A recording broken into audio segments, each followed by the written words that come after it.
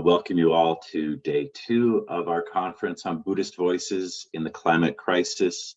Today, as I mentioned yesterday, we're moving kind of more toward, I would say, the vertical dimension of kind of diving into our personal practice and a lot of the emotions, feelings, and things that are going to be coming up during our practice, and especially as we are confronting climate change in all of its many facets. But today, our first 2 presenters still bring an incredible wealth of lived experience and professional experience as activists, as earth educators. And just very briefly, our first presenter will be Robertson Work. He's been an earth activist and author with over 5 decades of experience in international development. He's published 5 books and contributed to 11 others. His work has been at the United Nations Development Program as a policy advisor. He's worked at the NYU Wagner School of Professional Development as a professor, and he currently works and lives in the Swannanoa watershed near Asheville, North Carolina, where he's working on bringing a lot of his international experience and his Buddhist practice into lived experience and activism right where he lives. Kristen Barker is our second presenter. She is co-founder and director of the One Earth Sangha, which I hope you have all heard of based on our topic today. Their mission is to cultivate a Buddhist response to ecological crises. She is a graduate of the Spirit Rocks Community Dharma Leader Program and now teaches at the Insight Meditation Community of Washington, D.C. She's a co-founder of White Awake, which supports white people, and she's been doing this since 2011 with a Dharma approach to uprooting racism in ourselves and in our communities. Really thrilled to have her here. She's also a Green Faith Fellow and serves on advisory boards of Project Inside Out and the Buddhist Catholic Dialogue on Climate Change. So please welcome the 2 of them, and we will move into their videos from there. Thank you very much.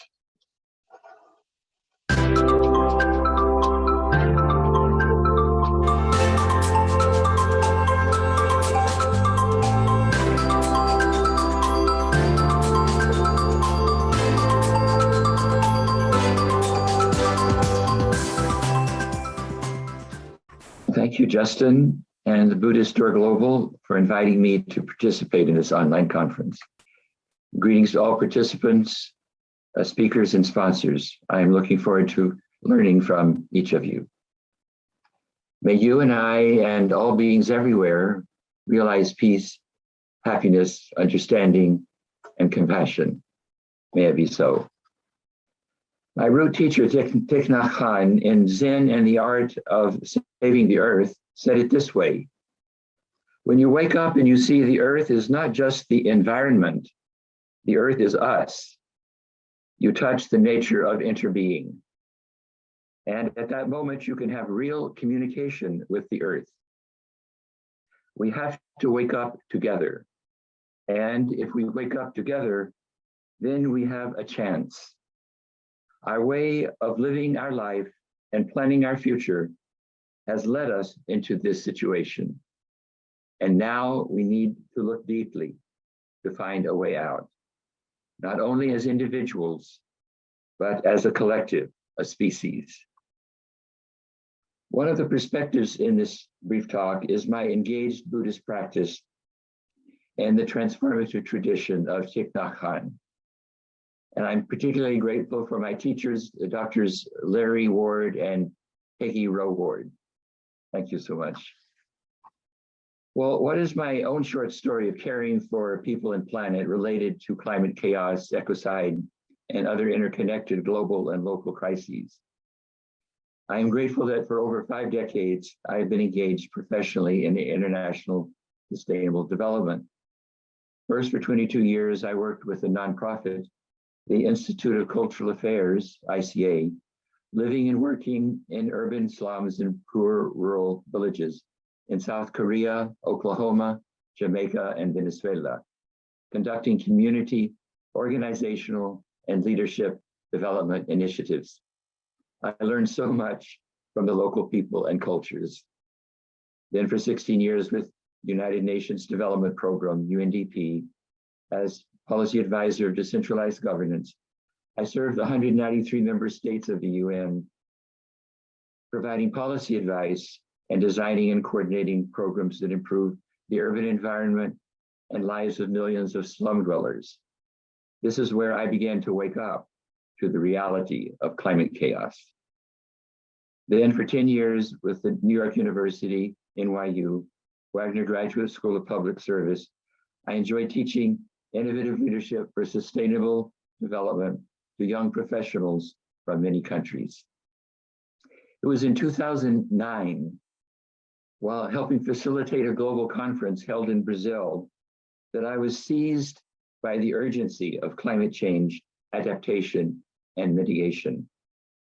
After that, I gave 12 talks between 2010 and 2019 in 5 countries at UN and other conferences around the world, calling for ecological and compassionate action.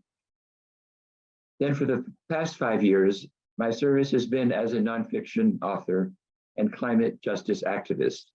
This is the part I would like to focus on in this brief talk. I've been engaged in Buddhist study and practice for over 30 years, primarily in the Zen tradition of Thich Nhat Hanh, but also in the Tibetan tradition. After being raised a Christian, attending a Christian theological seminary, and being in an ecumenical Christian family order, I discovered the healing wisdom of the Dharma that acknowledges suffering, shows how to relieve suffering, the truth of impermanence, the joy of interbeing, and the call to a life of compassionate action to relieve the suffering of all beings everywhere. How can speaking and writing globally and acting locally from an engaged Buddhist perspective help with climate chaos and ecocide mitigation and adaptation? Through my published books of the past 5 years, I've tried to help people around the world wake up to our critical situation and to take the needed actions. 2 of my books, A Compassionate Civilization, The Urgency of Sustainable Development and Mindful Activism, and also The Critical Decade, 2020 to 2029, Calls to Ecological Compassionate Leadership, deal explicitly with climate chaos mitigation and adaptation and nurturing a regenerative environment and society with several interconnected strategies, including promoting gender equality, socioeconomic justice, participatory governance, cultural tolerance, and peace and nonviolence. I'd like to just read a brief excerpt from A Compassionate Civilization, very brief. Practicing compassion and wisdom. It has been said that compassion and wisdom are the 2 inseparable wings of the bird of awakening, allowing movement through life's other often volatile currents. Compassion is suffering with and vowing to relieve another's suffering as one's own. Wisdom is the understanding of the fundamental nature of reality, its utter interdependence and continuous transformation. As we negotiate the early years of this make or break century, we need to cultivate and manifest these 2 skillful means in mind, body, speech, and action. Fortunately, there are many practices to help us do this, including meditation, ethical studies, yoga, journaling, movement, art, reading, spending time in nature, volunteering, prayer, contemplation, liturgy, and being part of a practice community. The most important practice, however, I found, is to bring mindfulness and kindness into our daily lives, moment by moment. Another 3 of my books include awareness and actions related to present environmental and social crises and opportunities. These are Earthling Love, Living Poems, my autobiography, Serving People and Planet in Mystery, Love, and Gratitude, and Society, Spirit, Self, Essays of the One Dance. Just want to read you one poem about the earth in Earthling Love.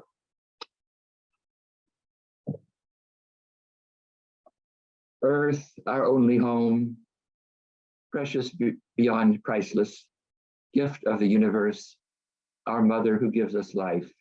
Earth, our only home, we cherish you and vow to keep you safe from harm. We swoon at your stunning beauty of your land. Earth, our only home, we give you thanks for air and water. We delight in your plants and animals. We celebrate each of your humans. Earth, our only home, we vow to let go of violence and greed and create a new civilization of compassion and understanding. Earth, our only home. Thank you. This summer, I'm enjoying writing a chapter on how compassionate socio-ecological vision, values, and action can affect public policy.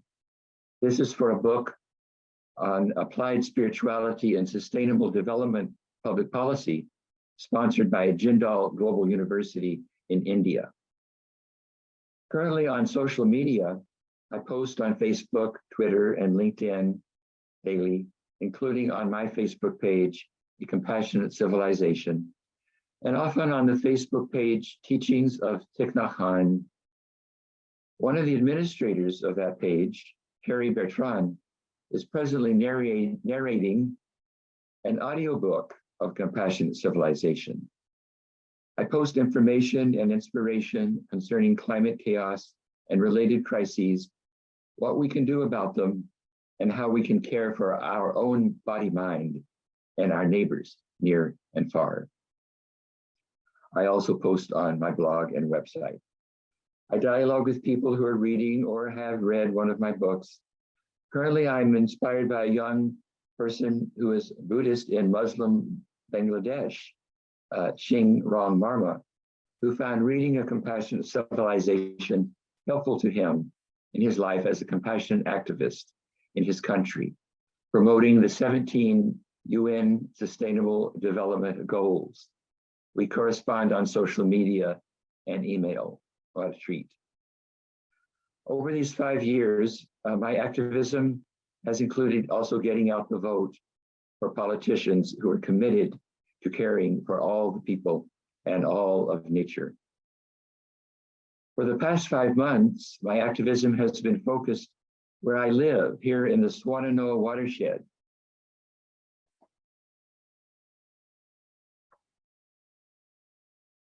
In the mountains of Western North Carolina, stretching from Asheville in the west to Black Mountain in the east, and then up toward Mount Mitchell, the highest point east of the Mississippi. Our watershed flows into the Tennessee watershed, then into the Ohio watershed, then into the Mississippi River, and then down the Mississippi River, and pouring out into the Gulf of Mexico, the Caribbean Sea, the Atlantic Ocean, and commingling with the Pacific Ocean. So from a tiny drop of water in our watershed can touch the globe. We hope that our small efforts here in the Swannanoa watershed can touch the world. So I'm part of an amazing group of watershed residents promoting awareness and action related to ecological, socioeconomic issues. We are using Kate Raworth's model of donut economics, which looks like this.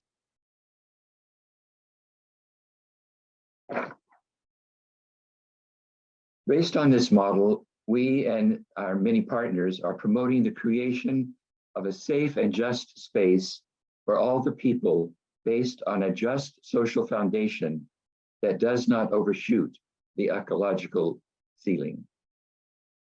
Our current focus is on promoting food forests. One of our members has a beautiful food forest or permaculture, or whatever you wish to call it, a home garden. It's so inspiring to be in and walk through, and his passion is so touching. Also, home solar energy. One of our members is demonstrating that and is helping others.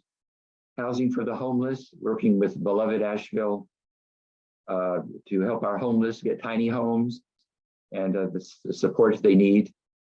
Getting capital to those without access. One of our members has decades of experience getting capital to people who have no access to capital, particularly the Black and Brown and the indigenous folks.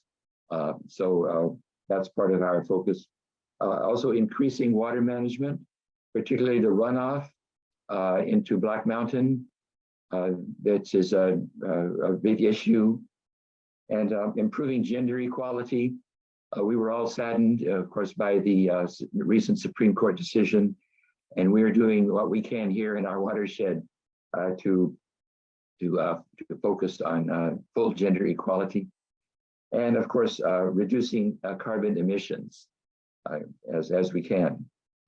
So our hope is that our work can be a demonstration to other groups in our county, Buncombe County, also in our state, North Carolina, in our country, the old US of A, and around our beautiful planet Earth. This is our hope and our dream and our prayer.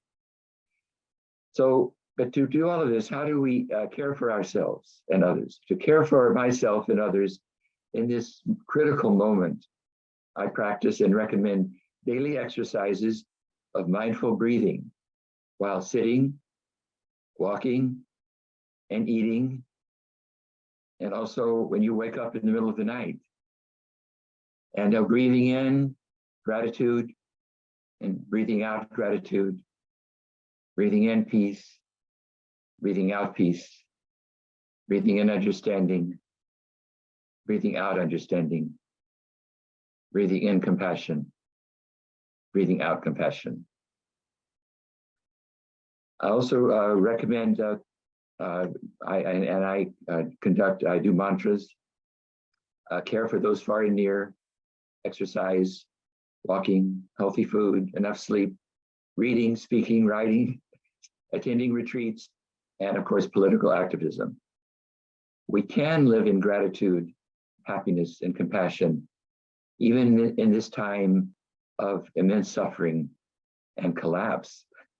Social and ecological collapse is upon us, my friends, as you know. So some of my challenges, Justin asked us to what our challenges were, include how to expand and deepen the impacts of my writing, talks, and watershed activism. I'm really curious, I really want to know, what are your challenges facing your activism of speaking, writing, and in other ways related to the climate crisis? And Justin also asked, how can others help? I guess me, us, all of us. Others can help by reading and promoting books and other media on compassion and ecological action. Especially, I would lift up Kate Rayworth's book, Donut Economics. Kate is from Oxford, and one of her colleagues, a professor from Oxford, visited us here in our little watershed of Swannanoa and spoke to us recently, most motivating, about how the donut economic model is being used in Birmingham and in Amsterdam with tremendous results. So we were encouraged by that. And Kate's book, I really recommend to you, Donut Economics. And also maybe beginning your own local demonstrations using the donut economic approach or other approaches. And there are many wonderful approaches. One is some of my Institute of Cultural Affairs colleagues in Denver, but also in Southern California, are facilitating climate forums, climate action forums, neighborhood by neighborhood, to wake people up, get people talking about and taking action related to climate, the crisis there locally. So I would love to know what you're reading, what is inspiring you, equipping you as a climate justice activist and a writer and a speaker and whatever, however you do it in your place, in your life. May all beings everywhere, including you and me, realize peace, happiness, understanding, and compassion. May it be so. Thank you.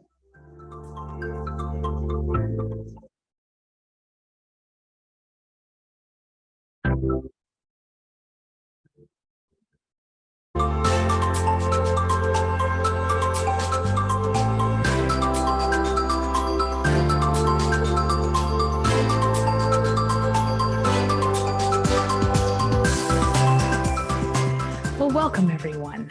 It's good to be part of this program. Maybe you're very close to where I live, and maybe you're really far away, but this is certainly, we are distance in time. So I'm speaking to you from the past. And I'm really glad to be part of this program. Thank you to Justin for inviting me and all those at Buddhistdoor Global who organized this event, as well as to Raymond and all of our other friends at Buddhistdoor Global with whom we've enjoyed at One Earth Sangha a productive partnership now for many years. So yeah, I'm Kristen Barker. I'm director and co-founder of One Earth Sangha. I'm coming to you from unceded Piscataway lands. It has the colonized name of Washington, D.C. And so I want to just pause here and appreciate the Piscataway peoples for loving this place into its well-being. And I also want to appreciate, because we're in a Dharma setting, my Dharma ancestors. In particular, I want to name today Ajahn Chah, the brilliant Thai monk who lived much of his life wandering forests as an ascetic, under perilous conditions with tigers and cobras, discovering the Dharma that so deeply informs my own practice. So again, yeah, welcome and thank you to those watching. And I hope you will join us in the live sessions that Buddhistdoor Global has organized as part of this online conference. So the title of my talk is Touch the Earth, the Power of Local Community-Based Action. So I'm going to be exploring in this talk the potential when we bring ourselves, our wisdom, our practice to local issues in community, and suggest that that is a powerful way forward. It is the integration of inner and outer work. It's a chance to put together our love for the earth, for all things ecology, for nature, for environment, together with our love for justice and our love for the Dharma. It's a beautiful bringing in and touching, getting to ground with those beautiful aspirations and practices. So I can say that the time, especially here in the US where I am, with the national and even international politics and political dynamics that are underway right now, the time has never been better. This is exactly the movement that we need, is going local. So it's important that before I begin, I qualify my perspectives, my own understandings and the conditioning that that has generated the perceptions of wisdom and also distortion. As Donna Haraway, one of my favorite authors, advises, especially when entering into these kinds of territories, it's critical that I situate my knowledge. So with that, I am an able-bodied white woman born into middle-class status in the United States as a citizen. I benefit from especially in hindsight, incredibly cheap undergraduate and graduate education. My basic needs have always been met. And again, with respect to the rest of the world and history, external conditions for me have never been anything other than cushy, quite easeful, honestly. I identify as queer and have been richly and deeply blessed and so grateful in matters of race by my relationships with women of color. My Dharma education began in the 1990s, and I became a convert, if you will, in the 2000s to the Insight tradition. And that has remained the portal through which the teachings have come to me, the communities through which I have learned and practice and continue to develop my Dharma path. I am raised certainly by the lands and waters and deep culture of northern New Mexico, and then spent a good chunk of my career working in mainstream environmental organizations, really up until the founding of One Earth Sangha. So those are just some of my qualifications, if you will, but I don't mean those as my bona fides, as the, experience and expertise that I bring, but rather that they qualify the way that I see the world. They generate perceptions, and certainly no small amount of misperception and even bias. So I aspire to be helpful, take responsibility for sharing my understandings here and describing them as I do. And I acknowledge their significant limitations and welcome the criticism of those limitations. So with that, let me begin by actually bringing in another favorite author. This is Britt Ray, recently published Generation Dread. And listen for the Dharma in this. This is such a great way to start us off. The myth of the separate self has been ripped many of us away from nature's intelligence, and certainly has fueled this deadly crisis. The idea that we are separate from and superior to our environment and humanity as a whole is a cunning and powerful lie. Deconstructing this lie and changing the dominant mindset is critical to shifting from the path of destruction. Our personal protective equipment for the long emergency ahead depends on recognizing our interconnection. Emotional intelligence, practices to stretch the window of tolerance, the ability to sit with uncertainty, the dexterity to balance hope and fear, a commitment to not narratively foreclose the future. I'll read that again. A commitment to not narratively foreclose the future in phrases like, it's too late. The belief that our actions are meaningful, an embracing of ambivalence, a connection to a strong community that acts together to care for itself. All these skills appear in the toolkit for surviving and thriving in the years to come. If the lion's share of mental health care moves from expensive one-on-one treatment to the social climate, and we combine this with an ongoing faithful dedication to reduce global emissions, we still have a chance at creating a virtuous upward cycle. This is 2022, remember, published earlier this year. A fruitful tipping point, one that even fossil fuel companies and the political establishment cannot thwart.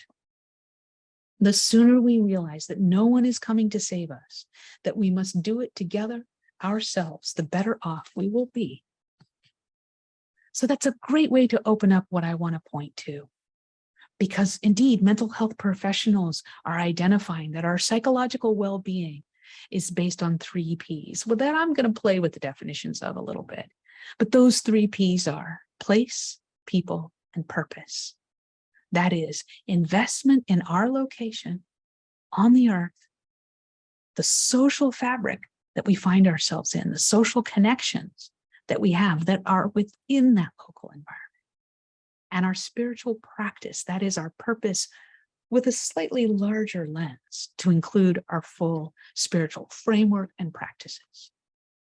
So let's start with place. Why place and why local?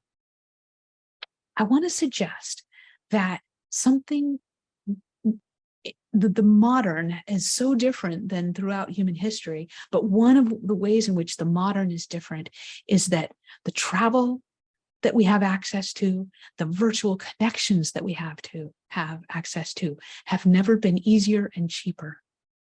And they have their advantages. Well, look at us here, connecting across incredible distances for things that we care deeply about. There's beauty in that, so much to learn. And so with travel, learning about different cultures and other ways of being. seeing just how beautiful this world really is. Finding community when aspects of ourselves are marginalized by our local community or even our families and friends. We can find good company when we connect with larger, we have access to a larger community. And again, I point to this community in One Earth Sangha as examples, but there is a downside. First of all, travel itself, we know, is really hard on the planet. But even in these virtual settings, there's a social downside. There's a social cost here, and maybe even an environmental one. Because as our needs are met far away, we divest from the ground beneath our feet, the neighbor next door, the local people, species, communities, lands, and waters that we need and that need us. So again, this is a new challenge. It's not just that our food and stuff come from far away, but our people may be spread beyond our streets, towns, and cities. So the invitation is to connect, to invest ourselves in ways that support local health and well-being of the living Earth community, including people, and as a matter of and guided by our spiritual practice. So we can be supportive of our communities, our local lands and waters. Our own well-being is supported in this way because local invests in something, a kind of in-person connectivity for us, and durable relationships can come from that. And finally, it's of course inseparable from the global, from the regional, from scale it all up, because of course these local combines with local and becomes regional, and then we have the world. This is our contribution, can be our contribution to planetary well-being. I want to argue here as well that there is an increased agency here. We know that part of what ails us so, who are seeing what is underway with our planet, is that we feel like I'm just one person. What can I do? A global specific response to climate depends on actions of international bodies by definition, and then downscales to national bodies like Congress, like parliaments, whatever the national legislation body, to global corporations, and then their regional instantiations. So global climate change is the actions not only of current humanity, but history in the making, this atmospheric buildup. And with such catastrophic outcomes, how can we not feel overwhelmed by that? Of course we do. Of course we feel I'm just one person. It's hard to feel our power. And indeed, so many of those institutions have built up immunities to challenge. They have lobbyists. They are very insulated and well protected, increasingly so. So of course we can feel like not only I'm just one person, but the barriers are huge. But not local. Local, obviously, by definition, smaller scale, more accessible. You have standing. Where you stand, you have standing. Your interest, that of your neighbors. It's a larger portion. You can get to know the issues, the dynamics, the players. My friends in international and national environmental politics agree that this is critical, that going local is absolutely, this is the time. It also can build your sense of service to place. The ground beneath you, the trees, the other rooted ones with whom you breathe, the very waters that flow through you, the earth that you kiss with your feet, to borrow from Thich Nhat Hanh. Even in working on abstract legislation, reduction in emissions policy, you can dedicate this to the local communities and know that you are doing your part for the larger fabric, and demonstrate what is possible for faraway communities potentially by seeing what you're doing and what you learn. You can learn from them and they can learn from you. everyone by going local, bringing things to human scale. I don't want to be shy about the fact that we face enormous challenge in this. We face these incredible political divides, especially here in the US, purposeful misinformation campaigns. But here, with the potential to return again and again and try different strategies, it's an opportunity to bridge, to face the division that so ails us. Certainly, we'll have in this work victories and defeats, but there is more opportunity, I would argue, for continuance, for returning.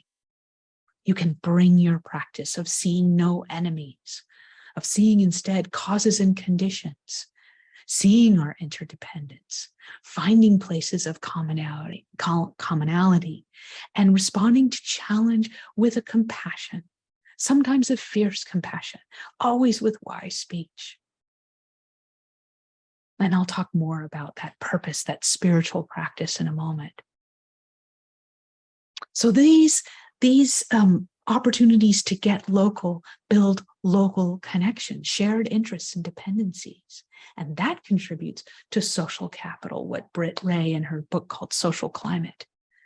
That builds political power, longevity, and durability for multiple local issues. So we're arriving here at people. We all know the growing problem of isolation. With computers and certainly the pandemic, this inward turn, it's really hard on us. There's so much suffering. So by joining existing organizations, by making new connections, you offer something that we all need, building up local connections. It's against the stream. It won't be easy, but you can see that in and of itself as service. So what are some of the attributes of how we go about this? There's an interesting thing here in that there's a negative correlation between affluence and social capital. That is, the more money you have, the less connected you're likely to be. Think about, I have a gym in my basement. I don't. But if I did, right, I wouldn't need anybody, right? I have a movie theater in my basement. I need less people. I have a big, huge freezer. I need less people. I don't have to go to the grocery stores often. So we can become more independent. And that has its downside, significant downside. So we need to find the ways in which we need one another and sink into those. I leave it to you to discover what that can look like in your own life, but I suggest that it's vulnerable and intimate and so worth your time. What also builds social connectivity, that social climate, that social capital, is a container of commonality. Well, guess what? Common purpose of caring for local environmental issues and local environmental justice issues is a great way to build a relationship for that common purpose. Groups need to have porous boundaries. They need to be welcoming. You can contribute to the welcomingness of a community. You can be friendly and kind yourself and help newcomers feel really welcome. Ease of interaction. Can you listen deeply and really get to know people? Hold back your opinions for a bit. Learn even from those we deeply disagree with before we even share our first opinion. The feasibility of agreement on fundamental questions. Working through stressful conversations. Good communication, acceptance, understanding, generosity, offering relative safety. These are all things that our practice really helps us develop, and I suggest we are deeply needed in these kinds of spaces, that those attributes are deeply needed.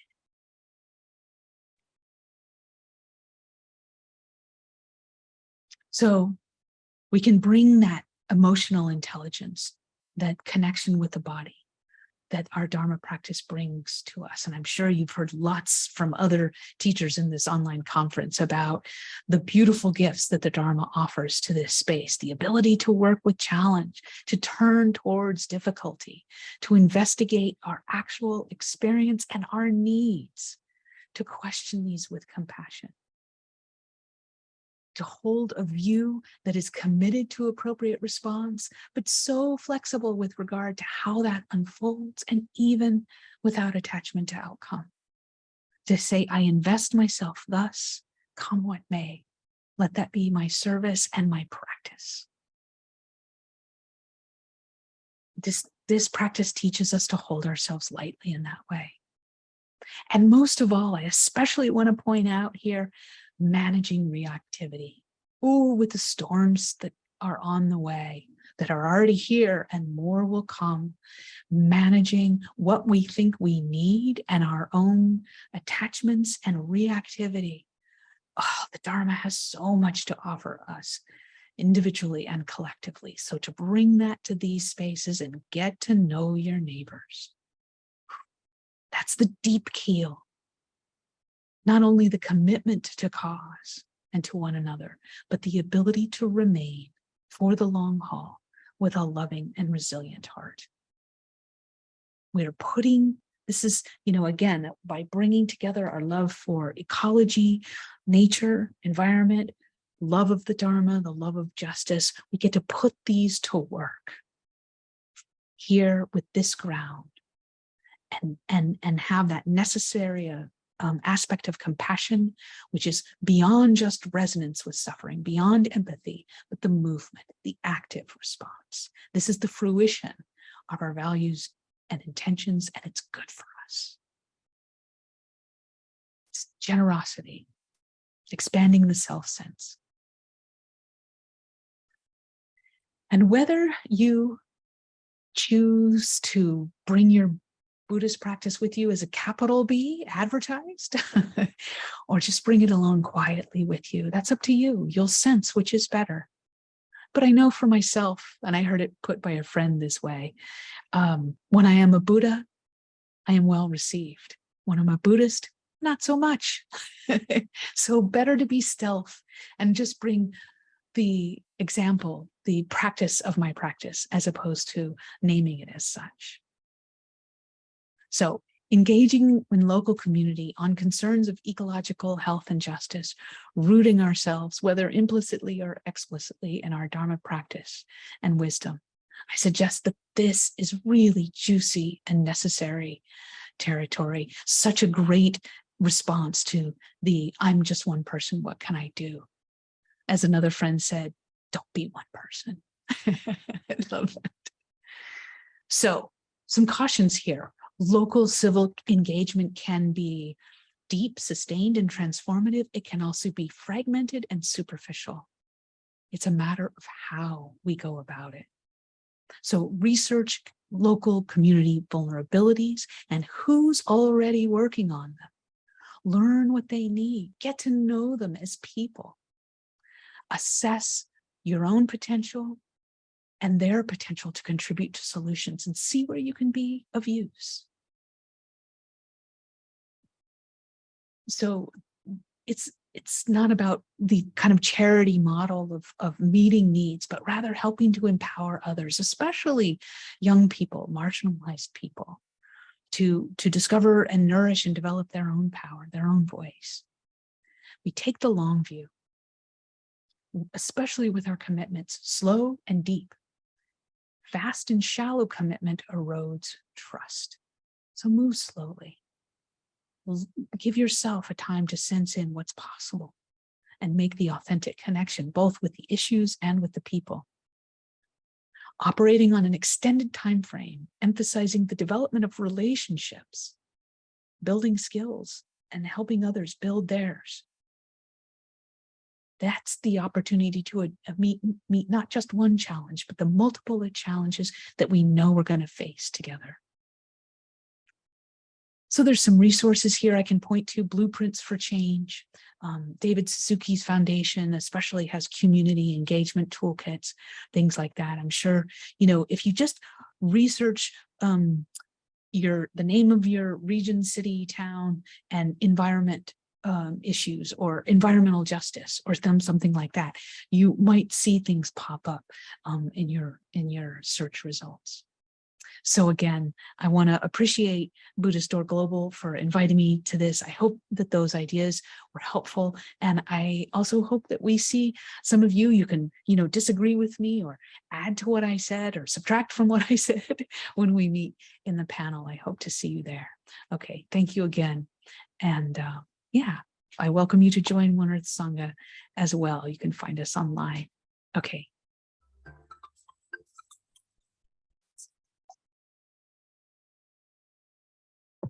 All right. Howdy, everybody. So you should be able to see me. I've got Kristen unmuted and I've got Robertson as well. Thank you both so much for those presentations. I was really touched by kind of, again, that movement toward local action. I think the first thing that came up to me is, especially in the last couple of years, but even since kind of the onset of social media, we've all been drifting into our ideological silos. And to some extent, that has been really liberatory and wonderful, because here in Missoula, Montana, it can be difficult to find, earth conscious Buddhists. So the internet has been really wonderful for that. And it's obviously brought us all together now. But I also really feel that need to re-engage with my local community. And so I'm really grateful to hear your stories and have you both here. One of the questions that kind of came up for me is if you could talk about any particular difficulty or failure with that. I mean, for me, I imagine going to a local environmental meeting and just, coming across some very maybe conservative local rancher or farmer who's kind of set in his or her ways, and having to open myself to that and work with that. And I'm sure you'll have examples from your own experience working locally. So I'll begin with you, Kristen. Sure. Well, yeah, that was quite an experience to watch myself giving a talk just then. So, and I obviously thought the people were going to see it before, and then we'd gather, but here we all are. So, yeah, I really appreciate the question. And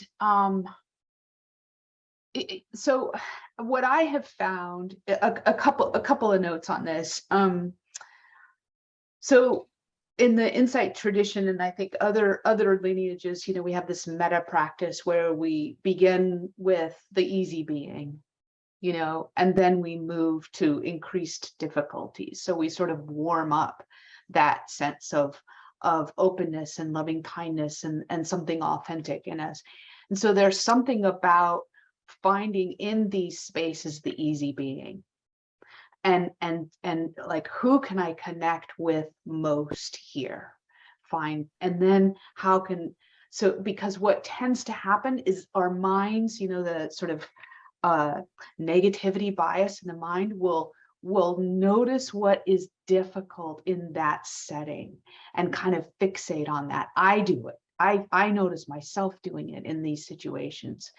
And so if we're going to again, be in it for the long haul, the first thing I would say, skillful means I would bring to that is remember your development of metta practice. That is, find the easy being and then get to the neutral being, and then start to find the difficult being. But give yourself a break because you're doing something vulnerable in coming into that space.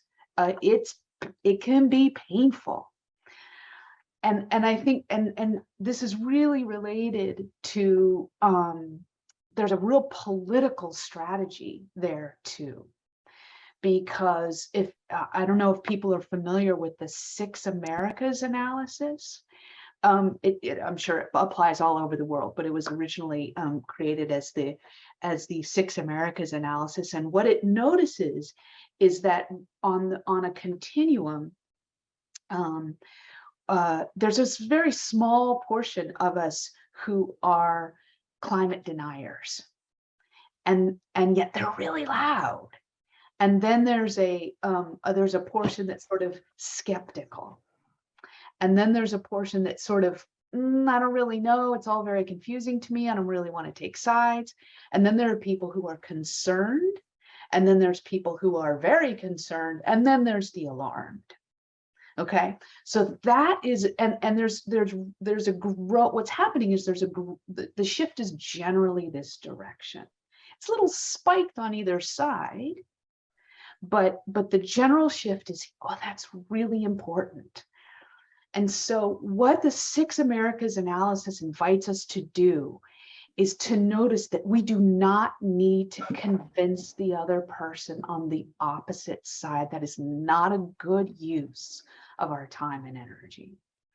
What the analysis says is that for real social change to happen, we just need to shift those folks in the middle to some degree farther to this side. And so we can work with the folks who are concerned and help them become engaged, and the people who are on the fence to just, again, fierce compassion, as Philip echoed, fierce compassion and wise speech, just helping folks and supporting ourselves in authentic connection with folks, bringing them farther to this side and undoing some of those things like it's too late. Okay, so that's a really important political strategy. So I suggest, again, coming to the local, that those same dynamics are operating inside of these. And if you don't find anyone who's an easy being, maybe not the right space to start out in, right? You have to give yourself that support to return again and again and again, and just check in, because the meta practice obviously involves ourselves as well. So the self-compassion, this is hard. I want to feel connected. I'm not feeling connected. Is this the right space? And supporting ourselves and sticking with it up to a point, and so trying different strategies. So I want to suggest that there's both a spiritual strategy to that and a political strategy to that kind of approach. Wow, that was long. I hope it was helpful. Definitely. Thank you. Robertson, can you speak at all to your experience kind of bringing Dharma into this local activism and, the barriers that have come up with that? Yes, I will try to say a word about that. Yes, and I appreciated, Kristen, your presentation and your response very much. Thank you. And good to see everyone present here. And thank you, Justin, for calling us together. Yeah, I'm thinking I don't have a lot of interaction with people who disagree completely. But I find even in our own little group where we've gathered, to focus on our Swannanoa watershed, to use the donut economics, even in our little group, there are disagreements, we gather together, as I said, 2 hours a week, every Monday, 11 to 1. And we keep social distance, or, we meet outside under a tent by the river. And, but sometimes people are triggered, like someone will say something, one member may start talking about climate change, that it's all over, there's just disaster and collapse. And another member will say, I don't like that. I don't like just the negative. And so you realize there's tension even in our little group. So I try to demonstrate listening, patience, honoring, and understanding. And it's, that's not, sometimes there are some flare-ups, someone may say, I don't keep talking about that. I don't like that. Or so so I come back and try to affirm each person, honor, demonstrate patience, and the importance of dialogue. Dialogue involves different opinions, different views, different personalities, and that we are learning together. So beginning to acknowledge everyone in the group is suffering. This is what the beauty of the Dharma is. We can start there, that we're all together in our suffering, although our suffering is also quite different, but that we can acknowledge that suffering, and that acknowledge our interbeing, that we are not a separate self. We are sitting there as a group. We're part of the human species. We're part of Earth community. We're part of the cosmos. So there's just all of us beings using language, trying to understand, trying to take action together. And how do we relieve suffering, knowing that everyone in the group is suffering? How do we, if somebody is suffering because of their fear of collapse, social and ecological collapse, someone else doesn't want to hear about it, they're both suffering. So how is it possible to with your presence, your words, your calm, to allow the group to come back to, okay, this is where I want to mention, I don't know if anyone has mentioned this before, but the wise words of Joanna Macy, the great teacher. And she has a beautiful way of saying, yes, our species may be going extinct, but everything comes to an end. Every civilization comes to an end. Species come to an end, species evolve. And that's called impermanence. Again, the Dharma, the beauty of the Dharma, that's what healed me when I entered the Dharma, is embracing impermanence, embracing suffering was healing. Then I didn't have to fight it. I used to be angry. Why is life this way? Why do we die? Why do we suffer? Why? And when I woke up and realized this is the very nature of existence, of the earth, of the cosmos, this is not a shock. This is nothing wrong. But then, so again, Joanna Macy saying, maybe the human race will pass away. Certainly our civilization is collapsing. We're going to run out of water and food. But again, how do we love each other? As I am going to collapse. I am dying. I'm 77. Tomorrow I'm 78. Tomorrow's my birthday. And so I realize I am collapsing. I am dying. You are dying, Justin. You are dying, Kristen. We all are. And when we look across the room and see that those we disagree with, they're dying. They are, and we can love. Collapse doesn't mean we stop loving. Doesn't mean we stop understanding. Doesn't mean we stop caring. So I find that very healing, and that's whatever happens. And I want to say one word about certainty. I cannot say with certainty that everything will collapse. If I do, then I might give up and take no action. Or I can't say with certainty things will be all right, because then I will take no action. So certainty will stop us. Either negative certainty or positive certainty can stop our action. So I don't know. It looks pretty bleak. It looks very bleak. But what a gorgeous day it is. Look, the trees, the flowers, the sky, the water, the birds. And so what a gift. This life is a pure gift. I did not deserve to be born. I did not choose to be born. This life is a gift. This earth is a gift. This cosmos is a gift. So I would just close my rambling by saying, yes. Yes, saying yes to life, saying yes to each other. Thank you so much, Robertson. Thank you, Kristen. We've come up to the end of our discussion period. I'm sorry these go by so fast. I want to thank you both again so much for being here. We'll take a short 10-minute break as per the schedule, and then we'll have our next speakers.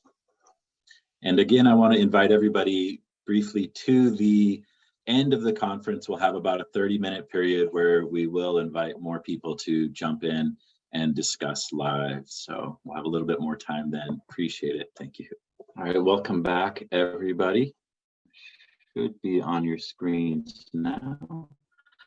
We're going to move into the next two talks. I'm happy to welcome Sensei Alex Kakuyo and Sarah C. Beasley. Sensei Alex Kakuyo is the North America correspondent for BDG. He's a Buddhist teacher and a breathwork facilitator. A former Marine, he served in both Iraq and Afghanistan before finding the Dharma through a series of happy accidents. Sensei Alex holds a BA in philosophy from Wabash College, and his life's work is helping students to bridge the gap between the finite and the infinite. He's author of Perfectly Ordinary, Buddhist Teachings for Everyday Life, and his book and other writings can be found on BDG as well as his website, The Same Old Zen. Sarah C. Beasley, Sarah Kunsang Lamo, is the Nautilus Gold Award winning author of Kindness for All Creatures, Buddhist Advice for Compassionate Animal Care from Shambhala in 2019. She's been a Nyingma practitioner since 2000. She is a certified teacher and an experienced writer and artist with an MA in educational leadership and a BA in studio art. Sarah spent 6 years in traditional retreat under the guidance of Lama Tarchen Rinpoche and Tinley Norbu Rinpoche. Her books and other works, again, can be seen at BDG and on her website, www.sarahcbeasley.com. And thank you. We'll jump into their talks now.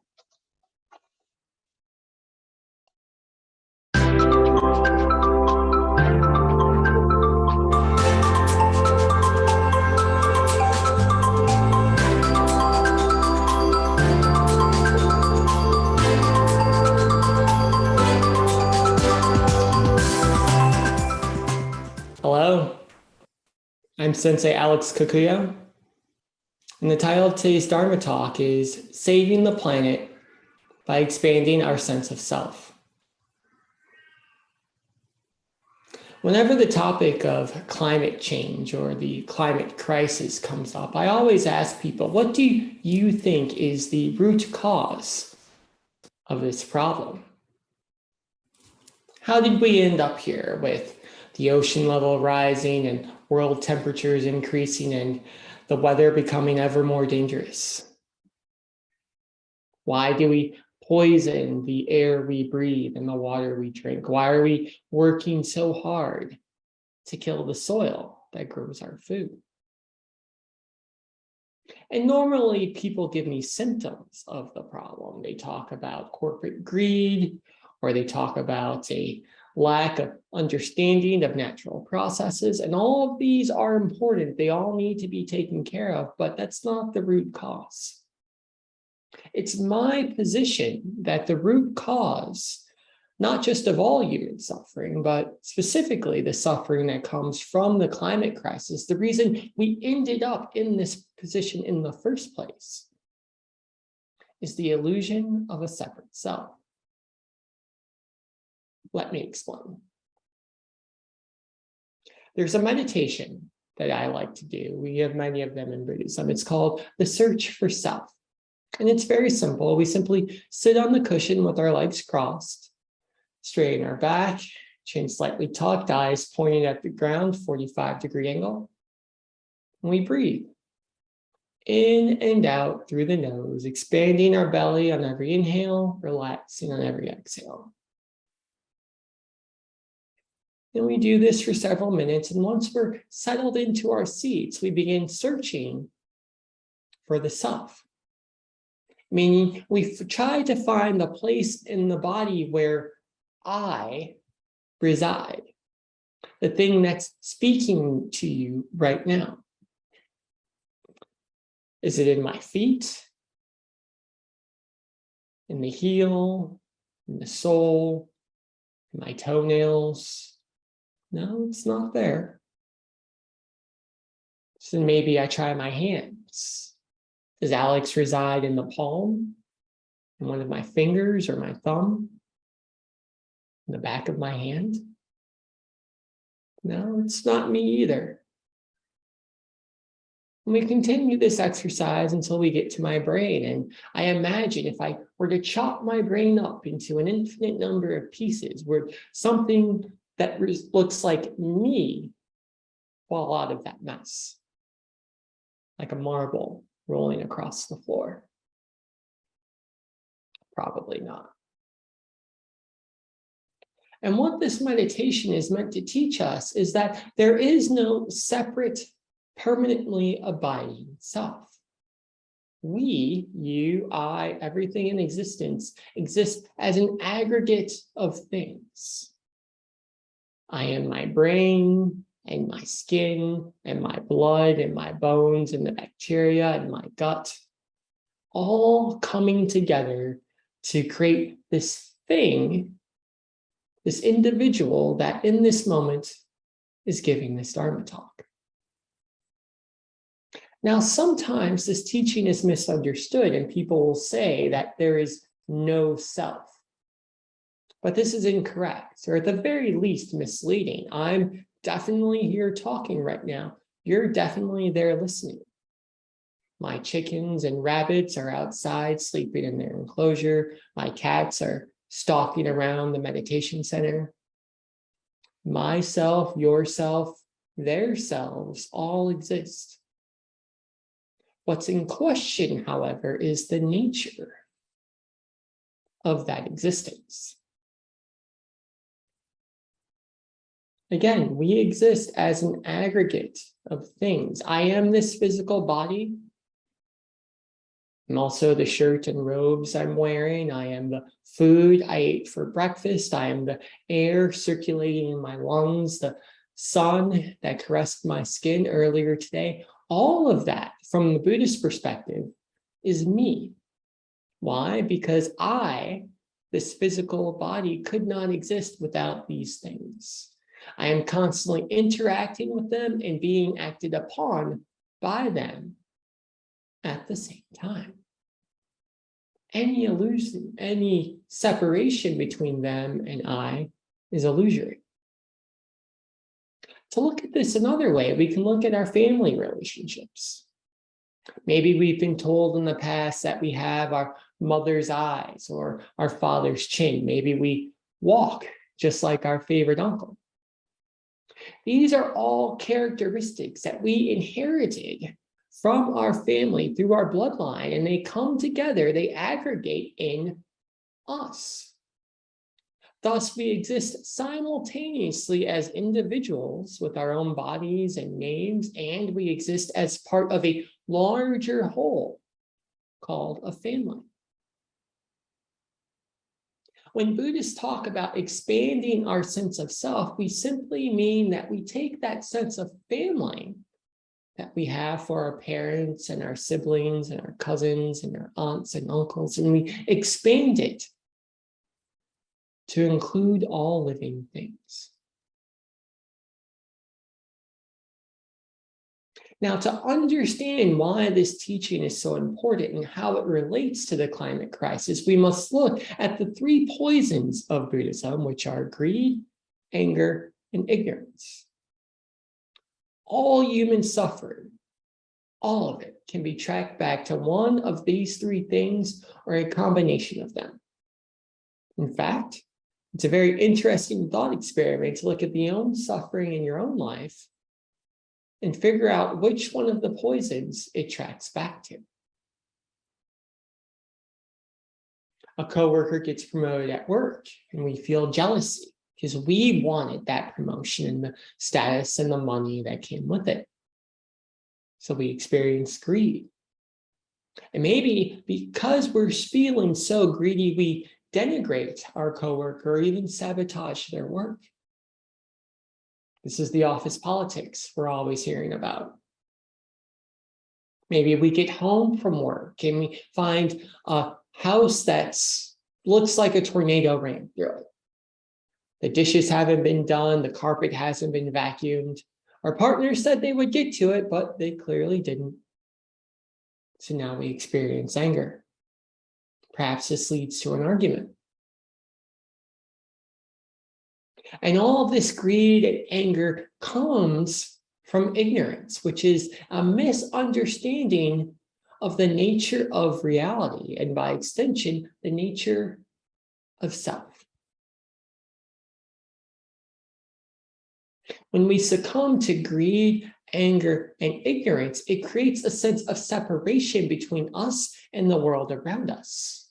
All those connections I talked about earlier with our family and friends, with our coworkers, cut off. Any connection we might feel with the natural world around us, with the soil, with the trees, with the sunlight, gone. I am here and you're over there. And because we're separate, that means by necessity, there is a hierarchy. And if there's a hierarchy, I'm going to make sure that I'm on top. So I'm going to do everything in my power to put you in your place beneath me. Thus, again, we take on a dominator posture towards the world around us, constantly feeling like we're being pushed up or pushed down based on our experiences. This has been the story of humanity for as long as there's been humans, people fighting to rise up that hierarchy. And when we understand the illusion of a separate self, when we understand the human need to climb up the ladder that's created by that illusion, we understand the climate crisis. We understand why we as humans have such a penchant to poison the water we drink, to cut down the forests that create the oxygen we breathe, to kill the animals that balance out our ecosystems, because we see them as being separate from us. And because they're separate, we do everything we can to dominate and control them. We need these things to live, but we don't care. We kill the planet that gives us life so that we can remain at the top. We put the trees, the air, and the animals in their proper place, not realizing that this is no different than being at war with our skin or our eyes or our feet.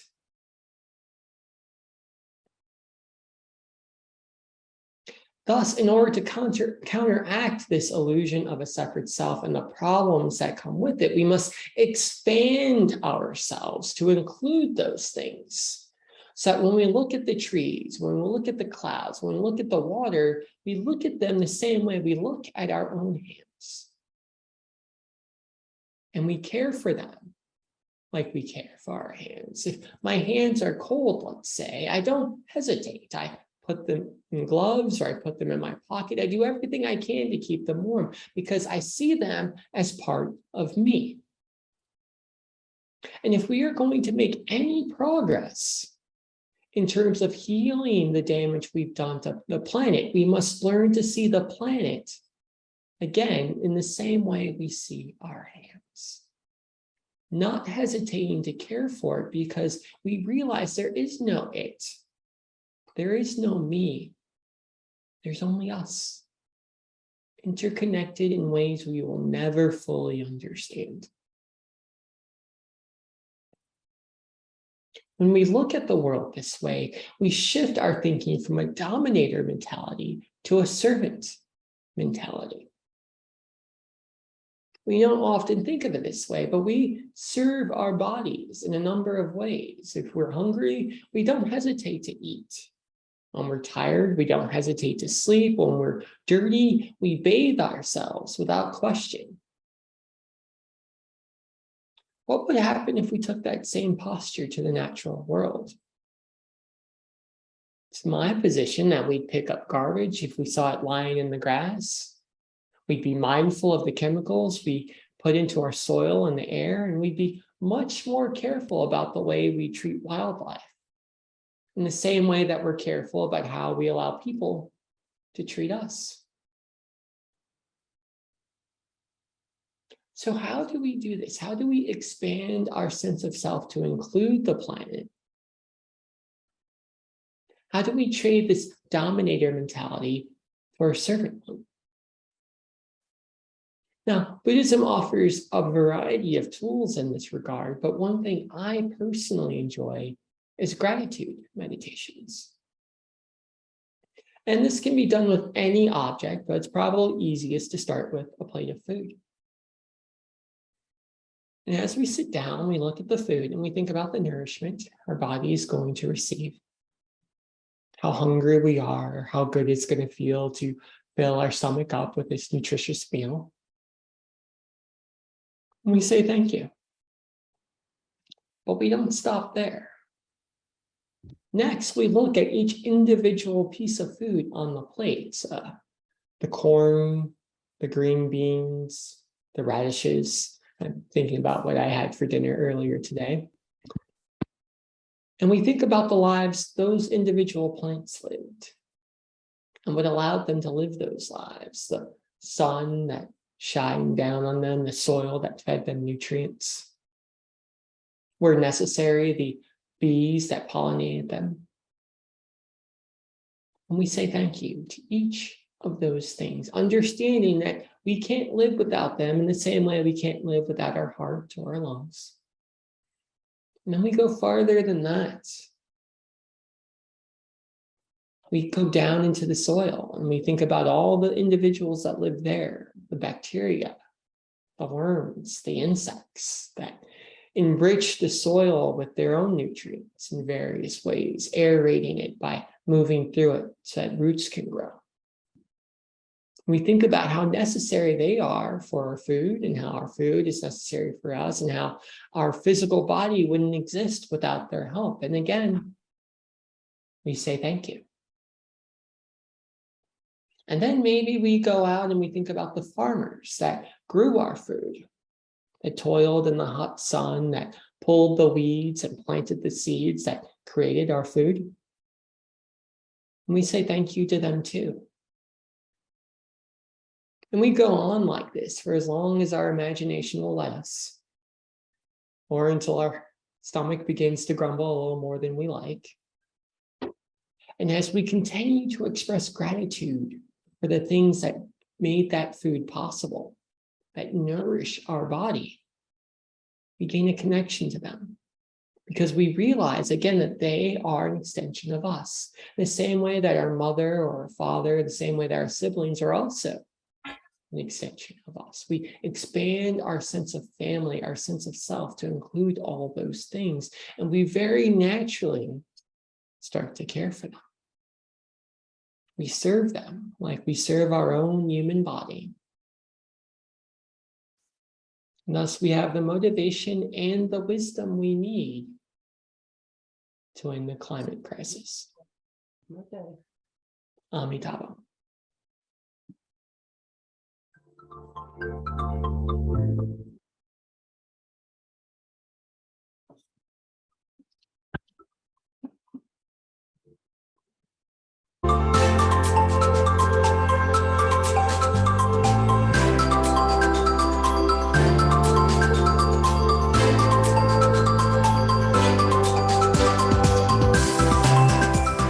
So I am Sarah Beasley, a writer. I'm sometimes called Sarah Kunzang Lamo, which is my Tibetan refuge name.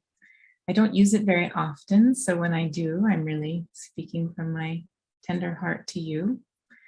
And I am so joyful that today is actually Guru Day. It is also the birthday of my precious Root Lama, who has left his precious body but continues to dwell. And I am living right now on the unceded territories of the Ute, Arapaho, and Cheyenne peoples in Colorado. And I was born in Massachusetts, which is already an indigenous name, the lands of the Wampanoag, Narragansett, and Mohican peoples, among many others. So I wanted to acknowledge those origins of where I have been blessed and privileged to be born and to reside, and all the many blessings that my ancestors have received from the longer term ancestors of these lands, so precious. I am a student of the Dujum Tersar school of the Nyingma Vajrayana lineage. And I have sometimes been an artist and an art teacher. And at other times, I've worked with preschool and graduate students and Dharma students from many countries. I love to be at the ocean, and I love to be in the mountains and anywhere I can get my feet and hands dirty and be with the animals up close. So a little bit about me. I'm very honored to be invited to this conference and to lend my voice to the very important conversation around climate crisis. So the teachings, the great Tibetan Vajrayana Buddhist teachings about the elements and the Buddha families, many of us have heard and read and learned about these. It's quite a large area of teaching. So from the 5 wisdoms, the 5 Buddha families, 5 dakinis, and then we get kind of closer and closer into the inner worlds of afflictive emotions and antidotes to emotions, and then the subtler energies of even kind of deeper into our being. So in addition to being a Dharma instructor, I did spend 2 3-year retreats in the forest with a small group of practitioners and my teacher. And so kind of going deeply into these Dharma teachings, as well as into the physical embodied experiences of living in the mountain with the creatures and the landscapes and the waters and the weathers, and weathers, of course, inward and outward weathers and the climate. So it seems like a very lofty topic, and it's of course too broad for a short video. But what I wanted to touch on is this idea of nucha. Nucha in Tibetan is the outer container and its inhabitants, or you could say the earth and all her creatures, or a landscape and everything that pertains to it. So that is the insects and the animals and the human animals and the plants and trees and rocks and the movable forces of water and wind and fire and earth. So wanting to just touch briefly a little bit today in a few different ways in about how these outer elements of our world, and of course our world in crisis, relate to our inner landscape of our thoughts, feelings, emotions, and sensations. My mind is my most precious resource. It is the one thing I can cultivate, the one thing I can truly realize even a little bit of. And that is completely interwoven with the earth's natural resources of wood and water and stone and soil and creatures and all of the things that we objectify as resources that we need or that are being depleted. But these are not separate experiences. It's just that we categorize them into which is more important and, you know, who gets what, and even me saying we, right? So who's this we that's deciding what's more important or who gets what first? If one is perceiving that, then we're not different and we're not separate. But our perception of difference and our perception of separate, whether that is, you know, racial or geographical or the many ways we are separate and different, that is the climate crisis, the social and emotional and cultural climate crisis. Those climates are in crisis as much as our physical climates are in crisis. And they interweave in the sense of climate justice and injustice, where certain peoples and certain places are receiving the brunt of tangible physical climate crises and collapse and events, adverse events are disproportionately being experienced by some peoples and people and not really others. So it's complicated, but I think that the 4-dimensional mandala or 5-dimensional mandala of this social, emotional, mental, meditational, and tangible physical crises are are interwoven and must be kind of addressed that way. And that's why I go back and back and back again to this, are my feet on the ground? Okay, they're on the ground enough that I can then be of service. Because it is that kind of, not just peace begins with me, but activism begins with me, and offering begins with me, but only with these toes deeply embedded in the dark soil and in the water and in the leaves where they belong. Again, so it's just that tapping into that long-term ultimate level resource that we have means that we can then use discerning wisdom and wisdom of clarity and all those wisdoms that go back to the 5 families and elements and all of that. We can kind of pick from our toolbox and say, okay, which of these tools and methods can I apply right now to plastic in the oceans, or people at risk from hurricanes and flooding and losing their homes and livelihoods and lives, and getting creative, getting curious about how to apply this affectionate heart, this tukje, compassionate, noble heart, literally noble heart, to be of service to our Mother Earth and all her creatures and people. And the arts really figure into everything we do in terms of where's meaning come from? What is actually what makes life worth living? And what also can so beautifully describe and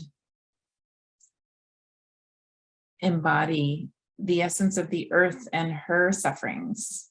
And for me, that is poetry, that is painting, that is movement, that is theater, that is, and these things are not rigid. So like there's theater in the streets, right? That can kind of be a part of demonstrating or marching.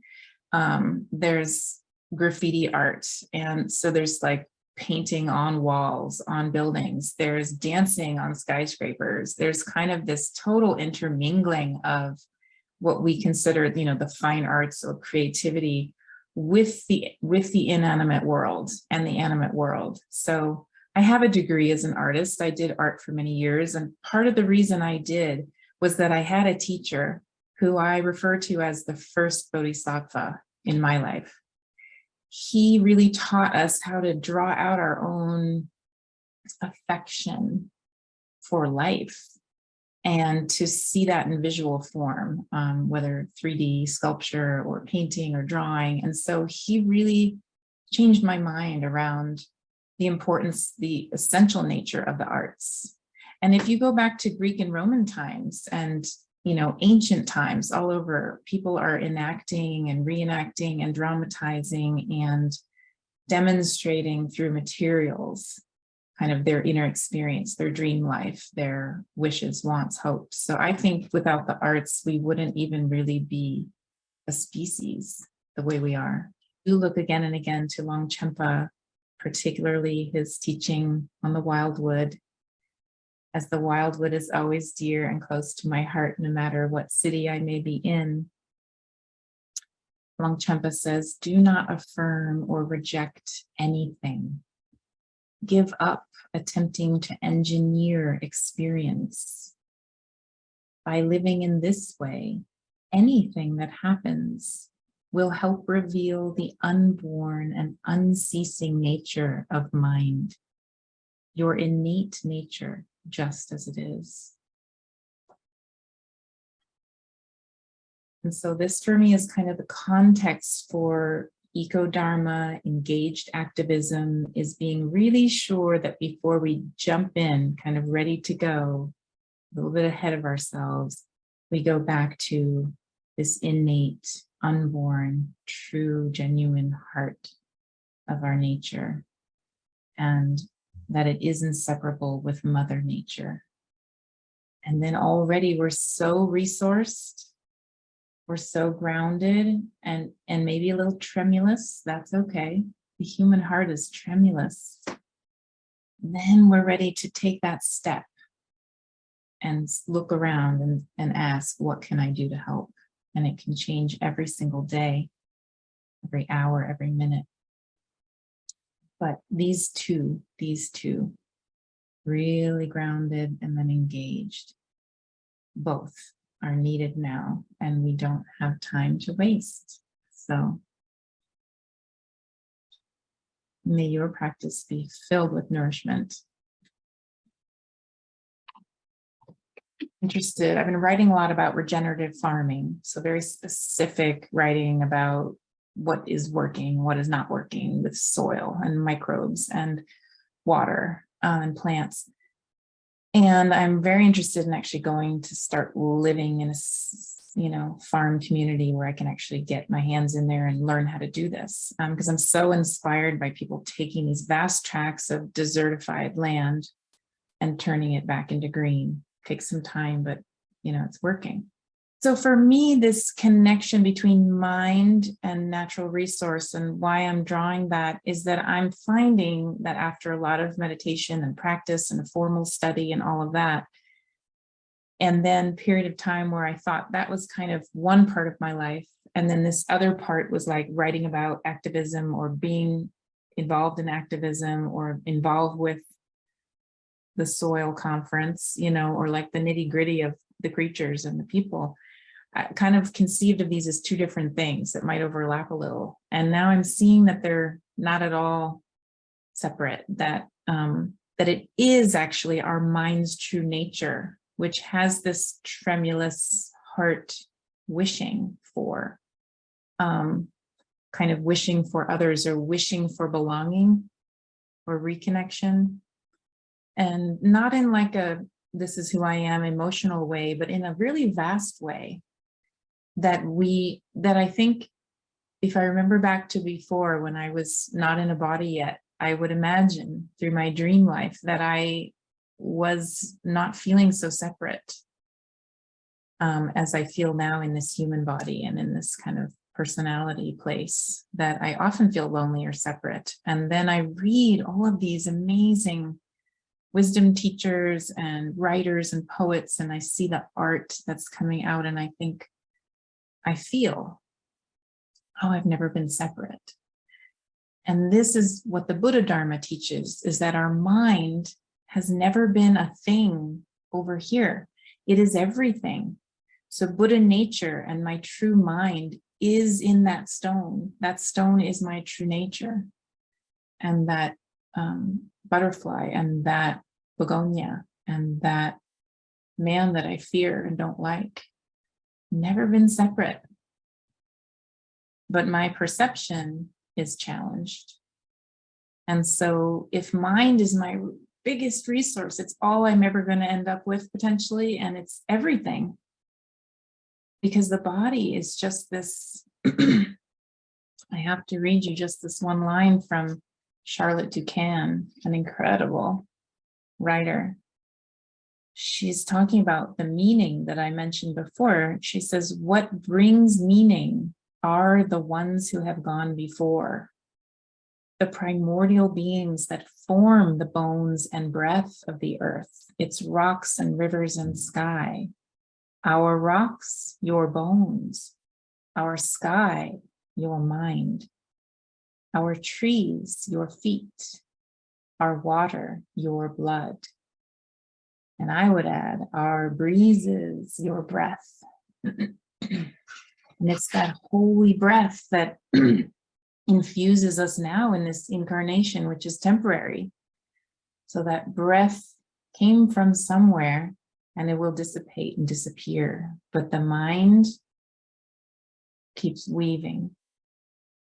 So that makes it our most precious resource that we will ever have. And it won't even be the we or the I or this me that will have it, but it will keep being had in this great tapestry. And in this place, in this tapestry, in this part of the earth's incarnation, we're seeing and feeling that the earth needs help, needs us to do better and to give back and to replenish and rejuvenate.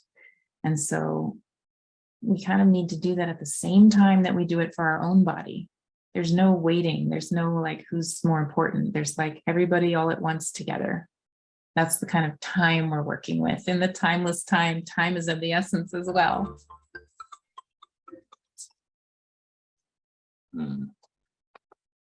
Thank you, Sarah. Thank you, Alex. I'm unmuting both of you, hopefully. I'm not sure if your video is coming through, Alex. Oh, there you are.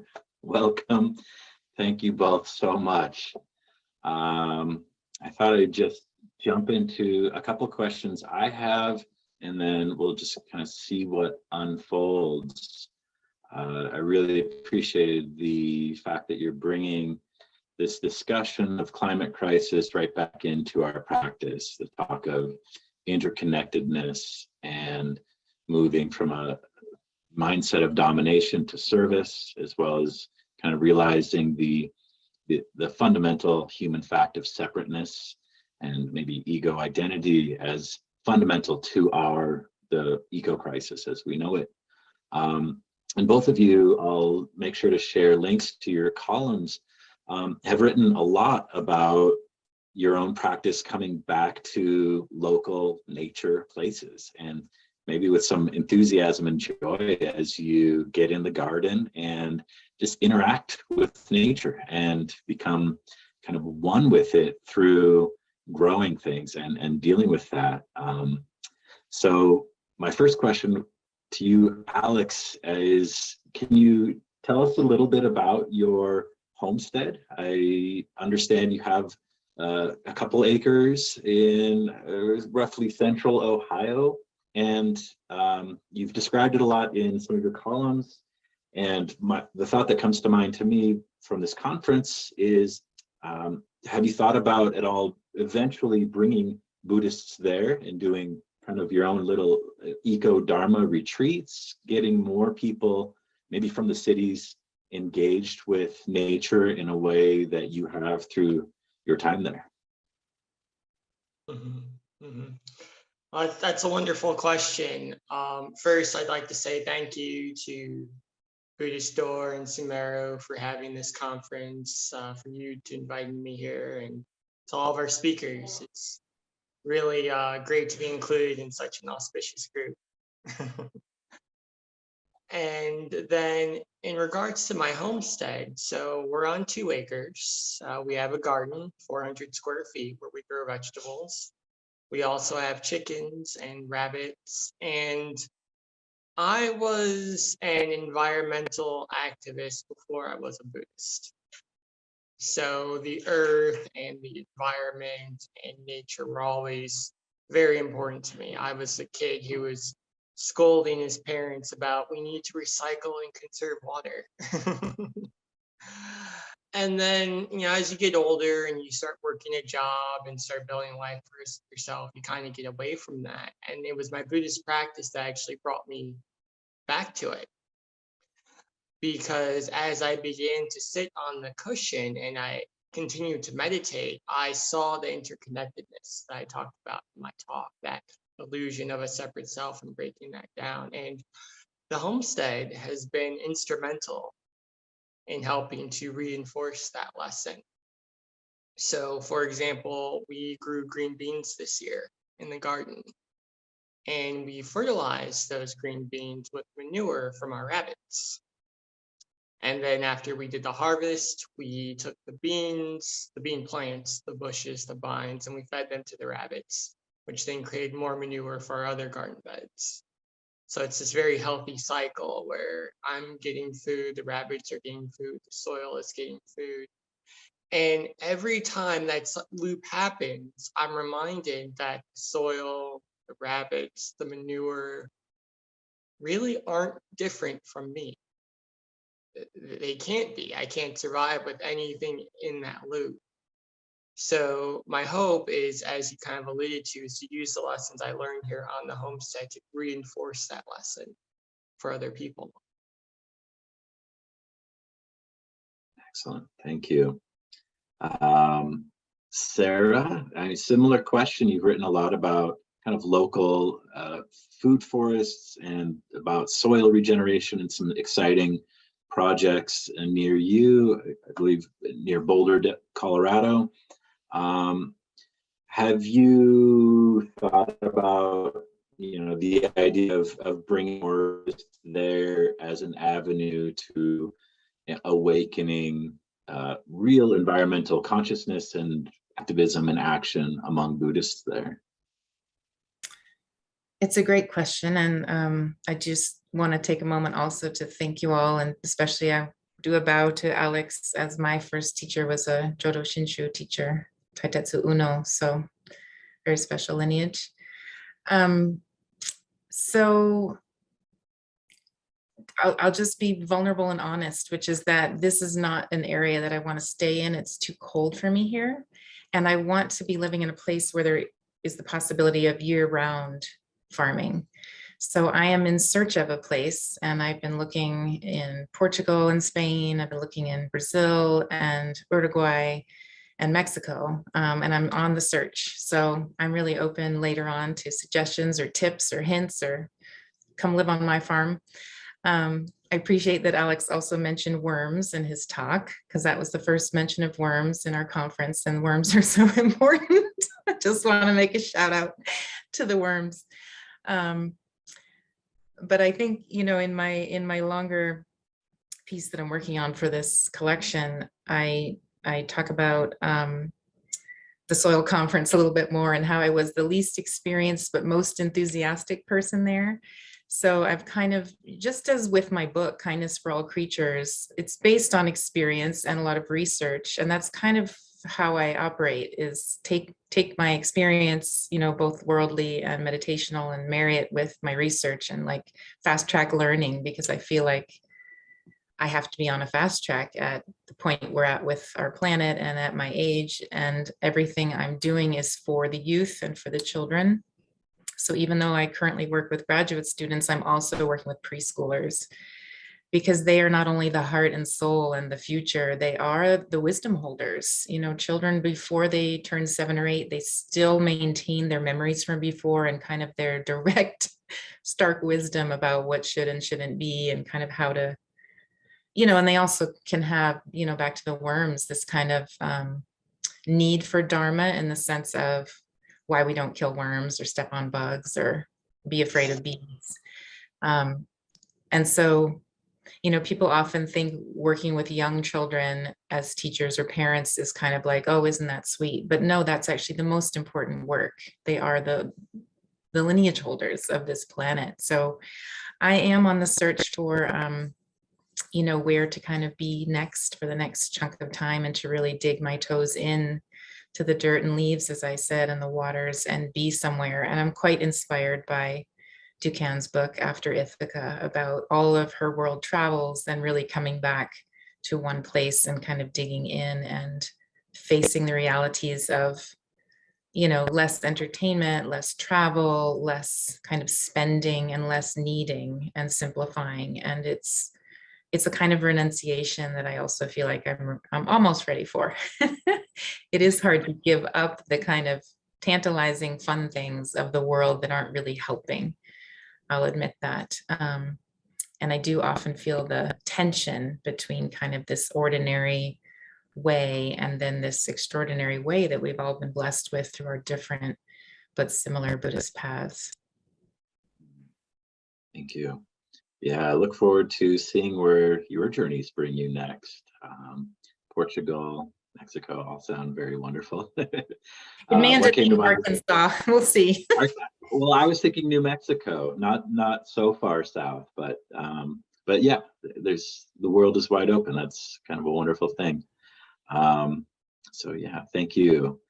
And I guess coming back, Alex, can you, I guess, talk about what brought you from, I believe you were living in the city a couple of years ago, and what brought you to the homestead, and how that process has been, and as part of your practice, moving out of a more urban environment to a rural one? Sure, absolutely. So several years ago, I did a couple of farming apprenticeships. So I was in Vienna for several months, and while there, I helped build a tiny house with the wood stove and the solar panel hookup and the clay slip walls. And then I was in New York and I helped to build an orchard. And it was very interesting because it was very hard physical labor. I woke up in actual pain many days, but at the same time, it was incredibly rewarding. And I was actually very happy during that time of my life. But, life happens. You have to come back to the marketplace, as Buddhists would say. So I moved into the city and, I got a day job and I began that work. And it was fine. But what I realized very quickly was that I was missing that connection to the natural world. And I began to see, because it was happening in my own mind, how people get disconnected from the planet. Because when I'm out, even with my own homestead, when I'm out there and I'm working in the garden, and I see the worms and the bugs, and I'm planning my day based on what I want to do, but what the weather will allow me to do. So now I have to look at the clouds and the sun and the time of year, and what can we do now based on what the earth is saying. That's very different than city life, where you're surrounded by buildings and cement and street lights, and we just do whatever we want throughout the year. There's no change. So I saw that disconnection happening. I didn't like it. And I was struggling to find that balance between the two, of how I could both provide for my household and maintain my connection to the earth. So what's really beautiful about a homestead lifestyle is the work you're doing every day is also the work that provides for your home, right? So you're working and you're growing food, or you're building furniture, or you're tending animals, and all of that directly relates to providing for your own home, but you're also becoming inextricably tied to the land. Because if I don't respect and honor the land and honor the earth, then nothing works correctly. So what this lifestyle has allowed me to do was go deeper, one, into the agricultural lane, but also deeper into my Buddhist practice as well, because it's constantly breaking down that illusion of me being a separate entity. And I'm constantly being reminded of how dependent I am on the chickens, on the rabbits, on the sun, etc. Wonderful, thank you. We have a comment from Philip Murphy, who kind of asks about, or wants to challenge the idea of having chickens, rabbits, as part of Buddhist practice, with the potential that this is actually harmful for them. And yeah, how do you think about that? How do you engage that as part of your practice? Sure, absolutely. So, and that's a very fair question. Animals are not treated well in agriculture. I'm going to say that out loud, but I don't think anyone questions that. And I struggled with that for a long time, of how should I integrate animals into the homestead? And what it came down to for me is that we're able to live with other animals in a way that's beneficial for both humans and people, right? So we look at dogs, we look at cats, for example. We have them in our homes and they're healthy and they're happy and it works out well for both parties. There are exceptions, obviously, but generally people take good care of their animals. And I wanted to see how I could do that, if I could do that in a homestead setting. So the first rule that we have here is that we don't eat the animals, which is strange to my neighbors because they're all more traditional farmers. And well, when the chicken stops laying eggs, then you eat the chicken or you feed it to the dogs, right? But one of the things we have here is that the chickens are treated in the same way that we would treat a dog or a cat. They're here as long as they're here.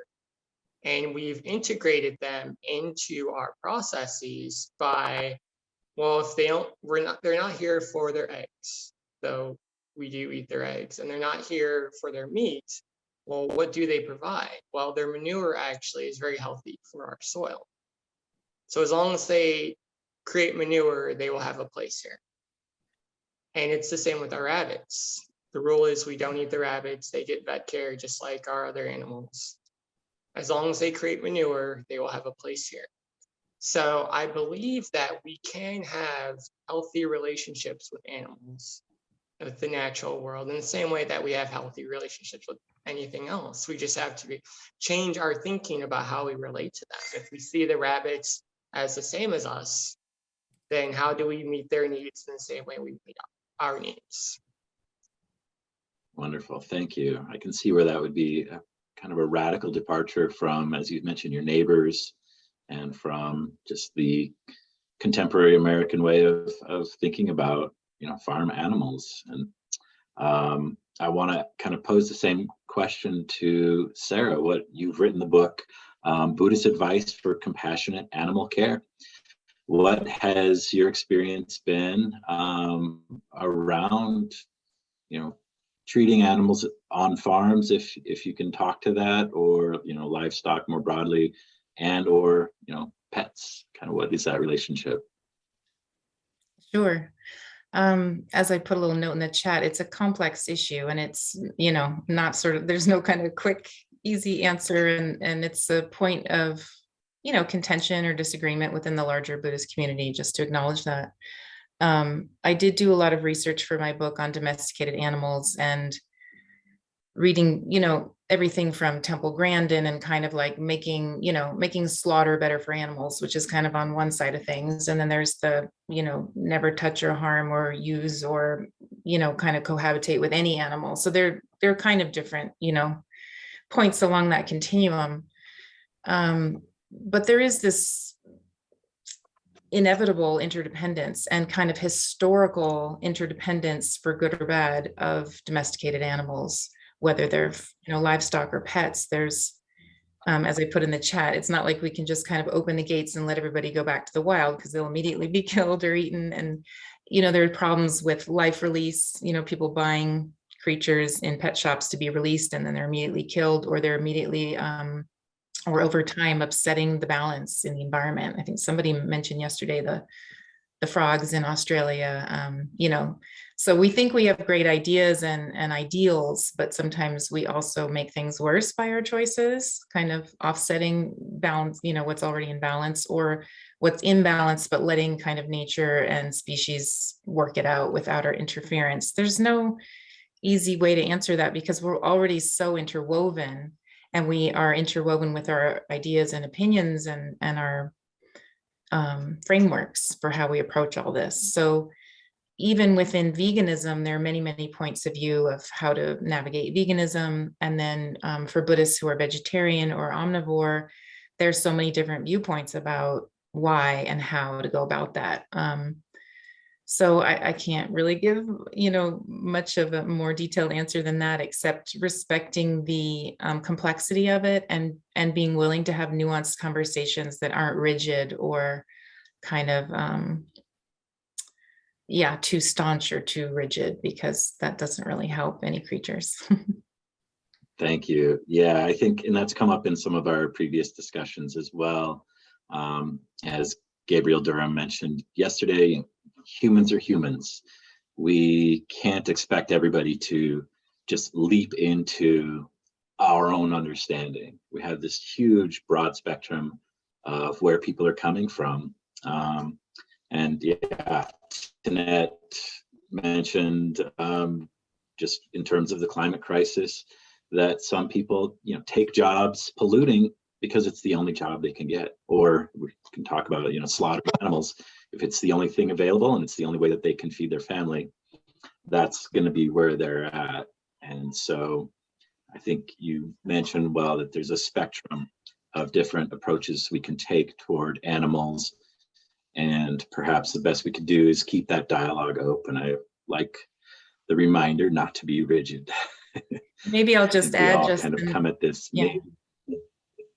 Maybe I'll just add that part of my purpose with the book was not to produce something where it's like, I think this and such, or the Dharma says this and such too specifically, but to actually provide a framework where no matter who opens the book and what they're already doing, they could do a little more or a little better. in there, like, here's kind of a menu of ways so that everybody can find something that they weren't necessarily aware of. Maybe this habit could be changed and that will help bees, or this way of shopping or sourcing food can reduce harm. Maybe one could move from, omnivore to vegetarian, which, vegetarian agriculture still kills lots and lots of beings. So that's something that's not always mentioned with veganism and vegetarianism. So just always recognizing that interdependence and how the meditation and the prayer and the true care for beings is as important as refraining. And refraining is also important, but like balancing. Thank you. Yeah, thank you so much. And I've learned so much from both of you in your writings for BDG. So I want to thank you for that. And I'll make sure links are available to your columns. As you say, it is so incredibly complex, and we are learning as we go, and just trying to do better. I think I can't open my blinds, but my wife has built a beautiful garden in the backyard where we're trying to get as much of our vegetables as possible just locally for the few months that we can grow here up in Montana. And yeah, I hope you can serve as an example, Alex, to your neighbors, that even if they have animals and don't want to get rid of them right away or feel like they can't, they can treat them more compassionately and more kindly. And I think that is a big step in the right direction. And yeah, I really appreciate Philip's input here, saying, challenging us to even go further and, take up a life of, I think, more of less exploitation of animals as much as possible. I think that's very much something we're working toward and growing toward. And I have a couple more minutes if you have just a moment or a thought in closing. Alex, I'll open it to you first. Sure, absolutely. So the main thing I wanted to get across with my talk was we need to get to the root cause of why we're in the situation we're in. So like I said, I was an environmental activist before I was a Buddhist. And at that point, I thought the problem was people just didn't have the information. They didn't know what we were doing to the water, to the soil, to the trees, to the animals, etc. And what I realized very quickly was they did know. They just usually they knew. There are exceptions, but they knew. They just didn't care. So the issue isn't that we shouldn't cut trees down. The issue is, why should we not cut trees down, right? The issue isn't that factory farmed animals are treated terribly. The issue is, why should I care about factory farmed animals? And I think that's not a secular / scientific question. I think that's a religious one. And I think it's a question that Buddhism especially is put in a wonderful position to answer. When we talk about the teaching of non-self and our interconnection and interbeing with all things, yeah, you should care about the animals because you are those animals, right? When we talk about the teaching of rebirth, well, in your next life, you might be that chicken. So how would you like to be treated? And if we approach the question from that standpoint of what are the Buddhist teachings that inform our environmentalism, I think we can shift the mindset of people so that they're more welcoming to the science and they're more willing to take part. Excellent. I think a wonderful reiteration of the need for right speech as Buddhists, as we reach out to others, as we try to inculcate care and compassion for the world around us. So thank you. Sarah, do you have any brief closing thoughts? I guess I want to, I do want to draw upon, the wisdom of the native peoples of this land. I was a part of the Standing Rock movement as a manager and supporter of people on the ground, and how much I learned through that of what it means to embody Indigenous wisdom, and having that modeled for me has given me a much deeper appreciation for peoples here in this continent and around the earth who have never been separate from their own connection to earth and creatures and weathers and ways of the planet, and how much we need to tune to that channel. So maybe I'll just finish with a few words from Robin Wall Kimmerer, who wrote Braiding Sweetgrass. She says, "To love a place is not enough. We must find ways to heal it. Even a wounded world is feeding us. Even a wounded world holds us, giving us moments of wonder and joy. I choose joy over despair, not because I have my head in the sand, but because joy is what the earth gives me daily, and I must return the gift."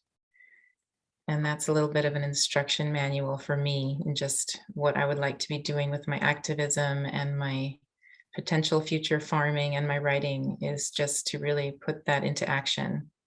So I appreciate this forum to have all these discussions and come up with even more questions, but in support of each other, to really work with these tricky and uncomfortable issues. Thank you. Excellent. Thank you so much, Sarah. Thank you so much, Alex, and everyone tuning in now. We'll take a break and be back in about 8 minutes with our next presenter. All right, welcome back once again, everyone. Our next couple presenters are Ratna, Devi, and Satya Robin, both of them in the United Kingdom, both writers for BDG. Ratna Devi is a mindfulness teacher, trainer, and retreat leader based in Scotland. As a qualified coach, she offers a range of one-on-one services, including online mindfulness teaching, mentoring, and supervising. She's a member of the Ratna Buddhist order and wrote a PhD, an arts-based PhD thesis, looking at the place of ritual for Buddhists practicing in the modern world. She has a column again at BDG and is author of the book Bringing Mindfulness to Life, published this year. Satya Robin runs the Bright Earth Temple in the United Kingdom with her spouse Kaspa. They run a 2-year study program called Living the Dharma and offer weekly Buddhist practice sessions, retreat days, and other events to local Sangha members. Her practice is informed by Pure Land Buddhism, Zen Buddhism, and mystical Christian teachings. She works as a psychotherapist using internal family systems. She's been active with Extinction Rebellion Buddhists and other ecological activist groups. She writes for Buddhistdoor Global and has written 8 books, including Coming Home, Refuge in the Pure Land. So we're gonna watch them. Please welcome them, and we'll look forward to chatting.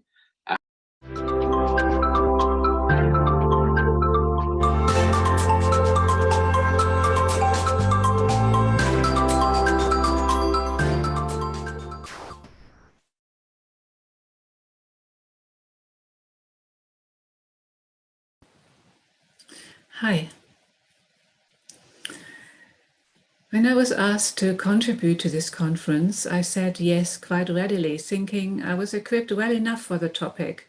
I've written about climate change in my book, Bringing Mindfulness to Life, run workshops and retreats as a Work That Reconnects facilitator, and so on. But when it came to putting down some concrete ideas for this recording, a strange vagueness took hold of me. A degree of dissociation from my feelings, thoughts, and the task at hand. In clinical understanding, dissociation sets in when people are powerless to do anything to change or stop a traumatic event. It is a strategy to avoid the experience of being overwhelmed by intensely difficult emotions. Given the scale of the predicted catastrophic changes to the Earth's climate, combined with the apparent slowness and weakness of political will to avert the worst, taking refuge in avoidance kind of makes sense. In fact, globally, a vicious cycle is at play of distracting ourselves from the unthinkable, the wide-ranging perishing of life on Earth, much of it already happening, by indulging in the very activities that exacerbate the decline, like someone with suspected lung cancer lighting a cigarette for some short-term comfort. So I'm grateful for the courage and integrity everyone here shows by being present at this conference. Consciously enjoying a sense of community is, in my experience, an invaluable part of being able to face the impending challenges.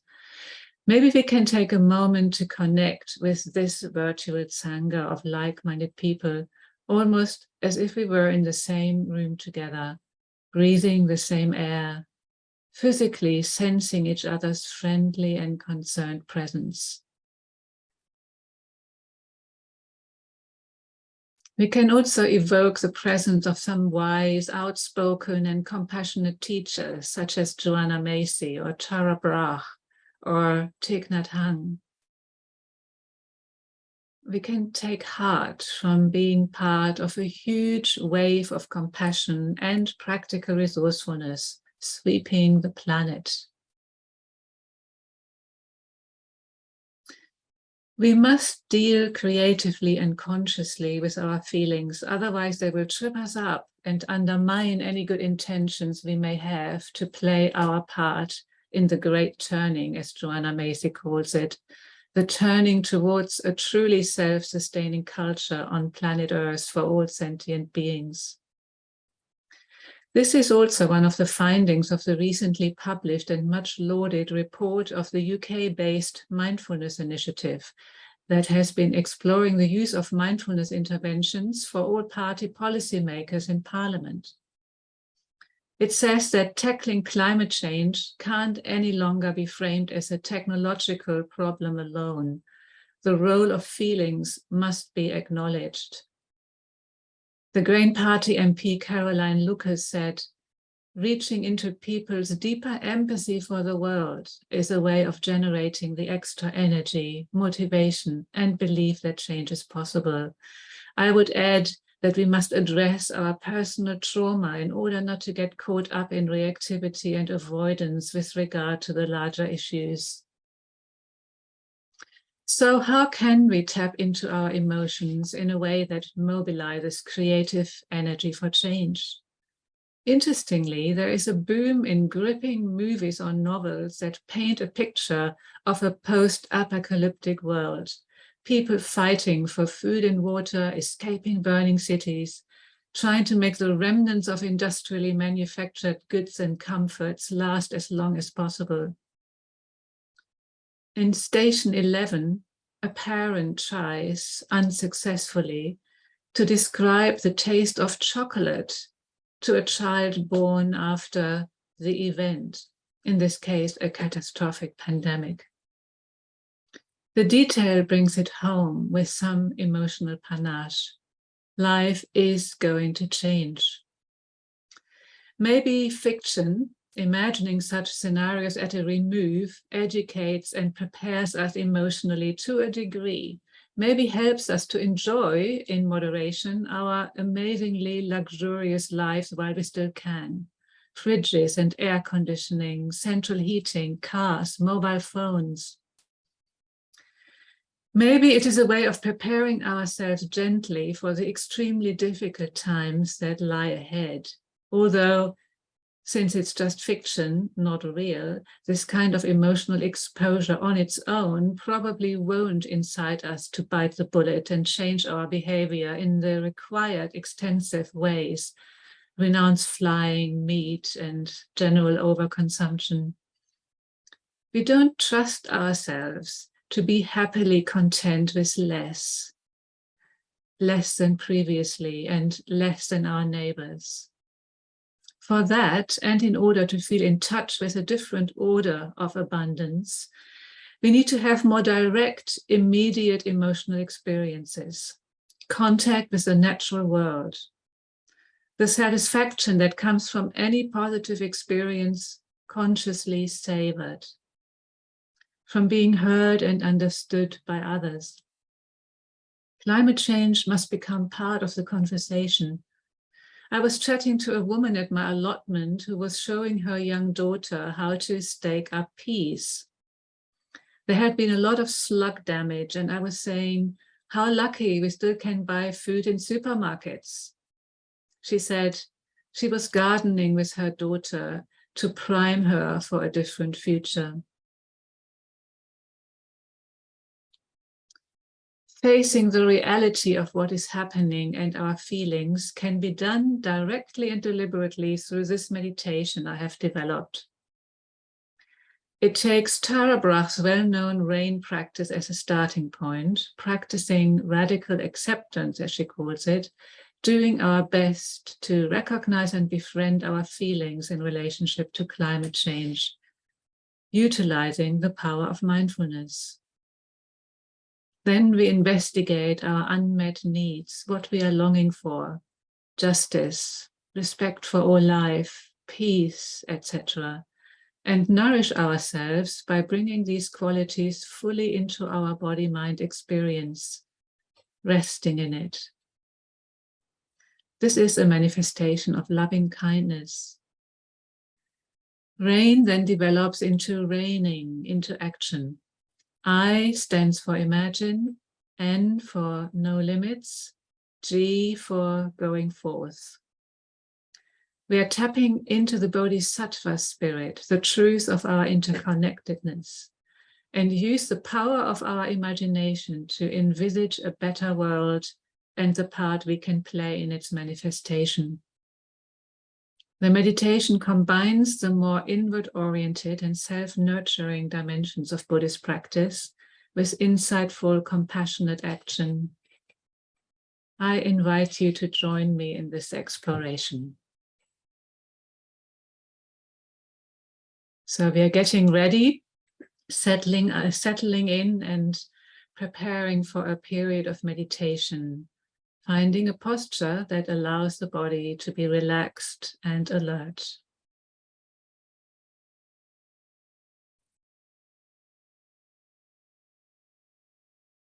Allowing some time for the stream of words and images stirred by what we have just heard to settle naturally, coming into the present moment.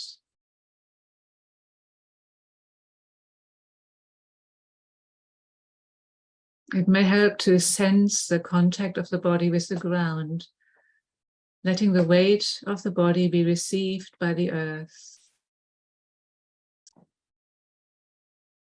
And connecting with the breath, letting go of some layers of tension with the exhalations. And feel the refreshment and spaciousness that comes with the inhalations.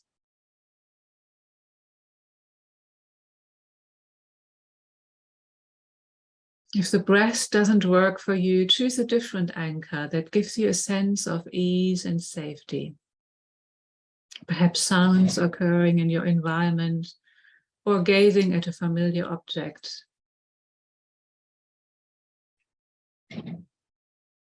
Being present, opening, softening, receiving the stream of life flowing through you. Relaxing with it all. Sensations, feelings, thoughts, and images.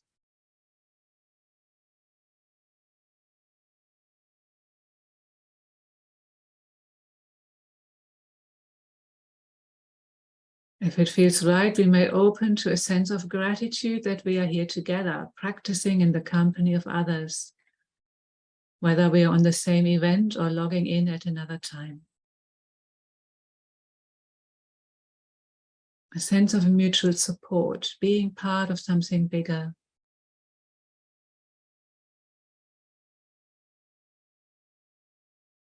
You can come back at any time during this meditation to a place of safety, to your anchor.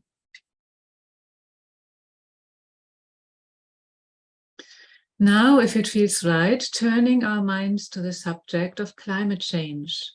Recognize an area within the field of climate change that you would like to explore in this meditation. See what presents itself. It could be related to food security, displacement, political stability, floods and wildfires, poverty, loss of species and forests, heat waves, and so on.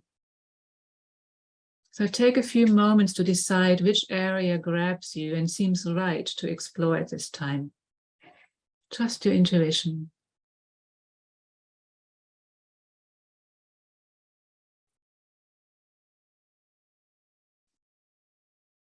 Allow some details to come to the fore.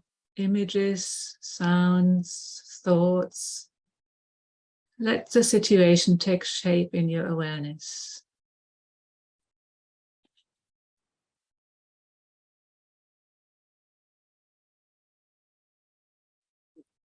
And with these images and thoughts, some feelings are likely to rise to the surface. Notice whether there is some openness to meeting them. And if there is resistance, then see whether you can make friends with that resistance. It has some good intentions for you, maybe wanting you to be safe and at ease. Remember, you can always come back to your safe anchor and perhaps continue the meditation in a way that suits you. If it feels okay to proceed, we start to pay closer attention to the feelings and do our best to allow them. Glossing over the difficult feelings won't do. We need the emotional energy and authenticity of this step for any tangible possible transformation to occur. It takes a bit of courage, a leap of faith. What are you in touch with? Numbness, fear, sadness, despondency, helplessness, or anger, or shame for not doing more and for being complicit? How does it manifest in your body?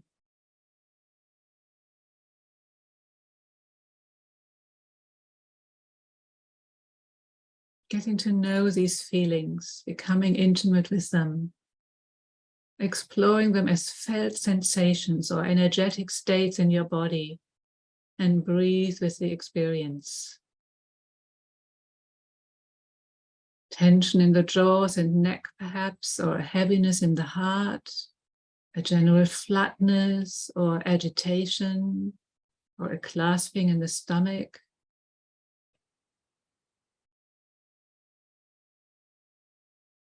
And what kind of feeling words fit those sensations in your body?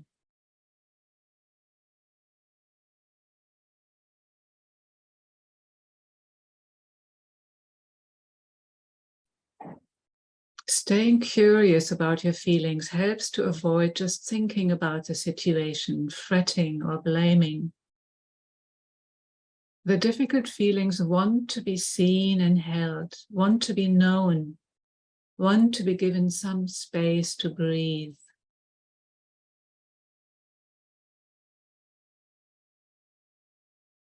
You may find that some relief comes from this allowing.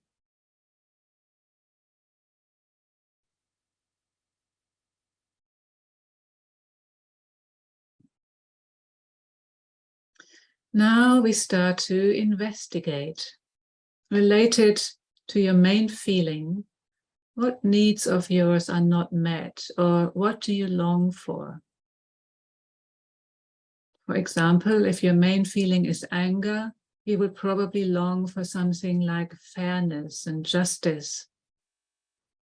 If it is helplessness, you may want a sense of agency or to be heard. If it's sadness, maybe there is a need to mourn. Numbness points to a longing for aliveness, and if there's fear, a need for safety.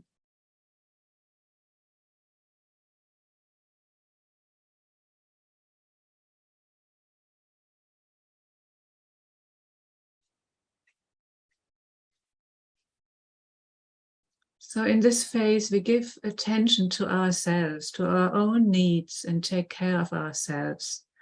We nourish ourselves by experiencing the fullness of the need or the quality we are longing for, right here and now in our body minds.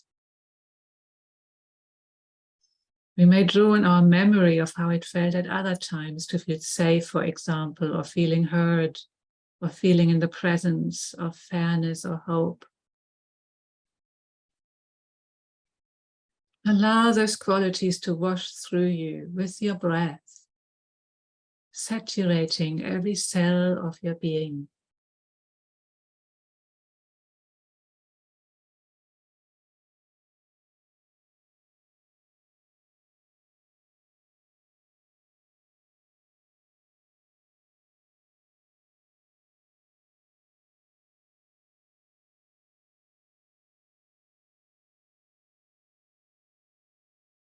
Then imagine from deep within you, let a metaphor for the main quality you are experiencing arise.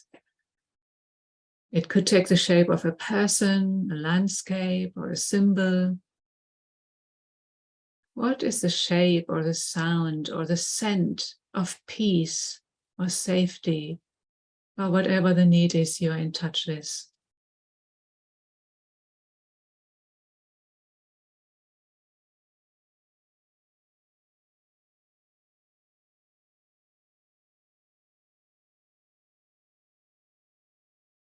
No limits. From the perspective of this metaphor, what could the world look like? Let the image unlock a vision of what would it be like if those qualities you have been experiencing were abundantly present for all. Allow yourself to be deeply touched and strengthened by this vision.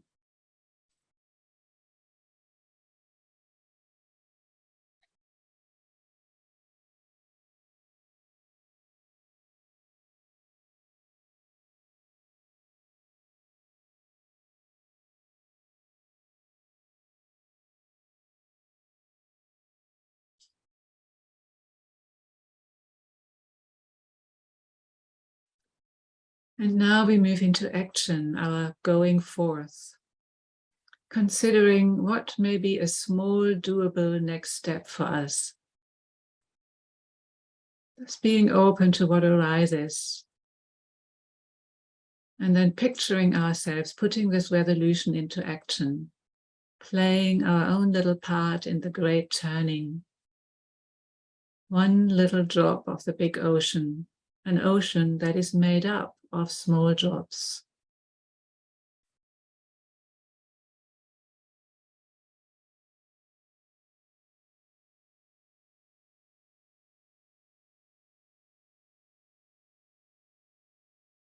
And how do you feel now, considering your initial scenario?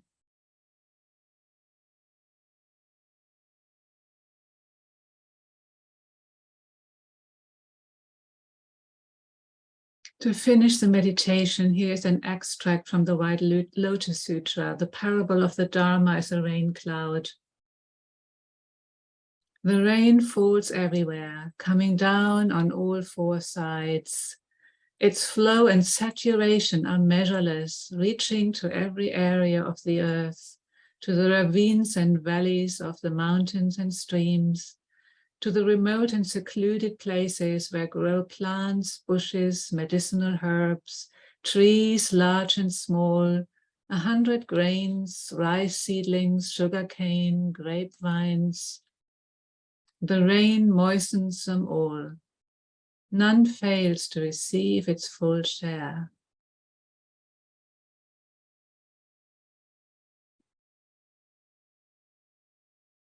Now allowing all thoughts to quieten down and resting, doing nothing.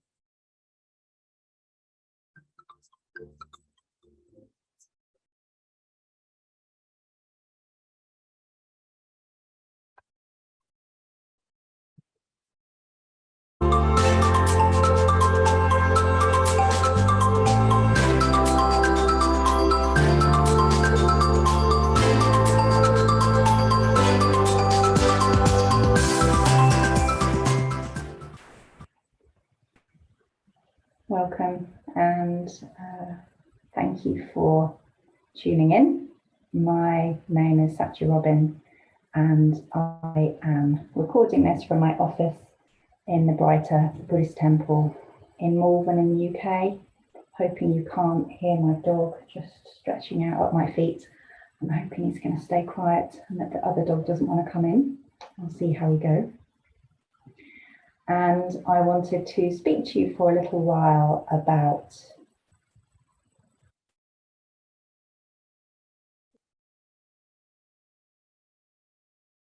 and how my faith, my Buddhist faith, has supported me in my journey in activism over the past 3-4 years. So there's a lot there's so many things I could say, but I will begin at the beginning and we'll see where we go.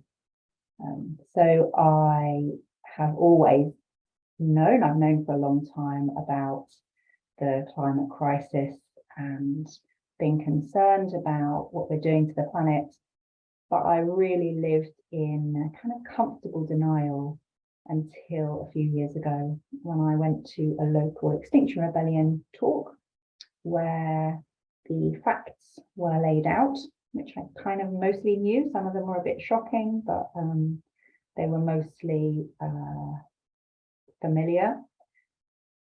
And then after the fact, there was a space for people to allow those facts to land in their bodies, I guess, to metabolize them or to sit with them. And I can remember that one of the women in the group started crying. She was expressing some of her grief at what was happening. And for just a little moment, I was about the climate and ecological emergency, and I didn't really know it was there before then. Going forwards from that meeting, I became immersed in not just the group, but in a whole different world, really, a world of people who had taken the time to really face the truth about the situation we're in. And again, the facts were a part of that, and that I did, as I read books and was in contact with other people who were following climate scientists, that was a part of it. But really the most important bit was having a community where I could talk about my reaction to this and be heard and be understood. And it changed really everything. It was like my whole life had been shaken and fell down in a different way. And there were a number of practical things that also happened as a result of that. I became involved with protests with the Extinction Rebellion, and I had robes at that point when I was in my old Buddhist order, and we would go with other Buddhists and sit in meditation in the roads in the middle of London. And the first time I was arrested, I was sitting in my robes and 4 policemen carried me off to the police van, and that was a hugely cathartic moment. That I was sobbing, and the police woman kept asking me if I was okay, if they were hurting me, and I said no, that it was just allowing that connection with the craziness of having to do something so ridiculous because of action that isn't being taken by our governments and by big corporations and oil companies. So there was that repeated experience of being involved in civil disobedience and being arrested, and I did an action in my local town where it was called Rebellion of One, and I sat down on my own in a busy road. There were a couple of colleagues around who were sort of secretly keeping an eye on me, but walking and sitting in the road in front of a very angry driver before I was dragged off and arrested. That was probably the scariest thing that I've had to do. And then I also did things that were less scary in some ways. In other ways, they started off quite scary. I did a vigil in my very local town, just a few minutes from the temple, and sat for an hour every day for the year running up to COP26 in Glasgow, with a sign around my neck that said "Love and Grief for the Earth." So for a year, that was my practice, and that was my offering to the earth. So what does any of this have to do with Buddhism? I guess that I would have taken action. I could have taken action if I wasn't Buddhist, if I didn't have faith. But it would have been a lot scarier. It would have been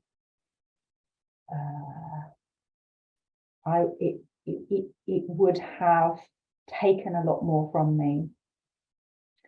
There are various ways in which I feel that my faith has supported me. I know not all Buddhists use the word faith very often. I'm a Pure Land Buddhist, so I'm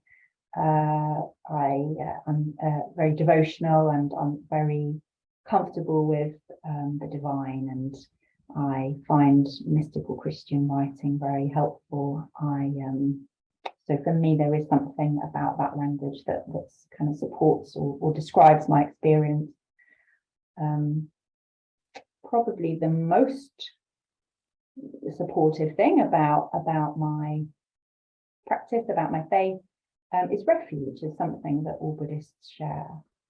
That I know that even though it's scary to break the law, even though it's complicated when members of my family were very upset with me, or I was worried about how being arrested would affect my career, all of those things that took me into new territory I never thought I'd be entering into.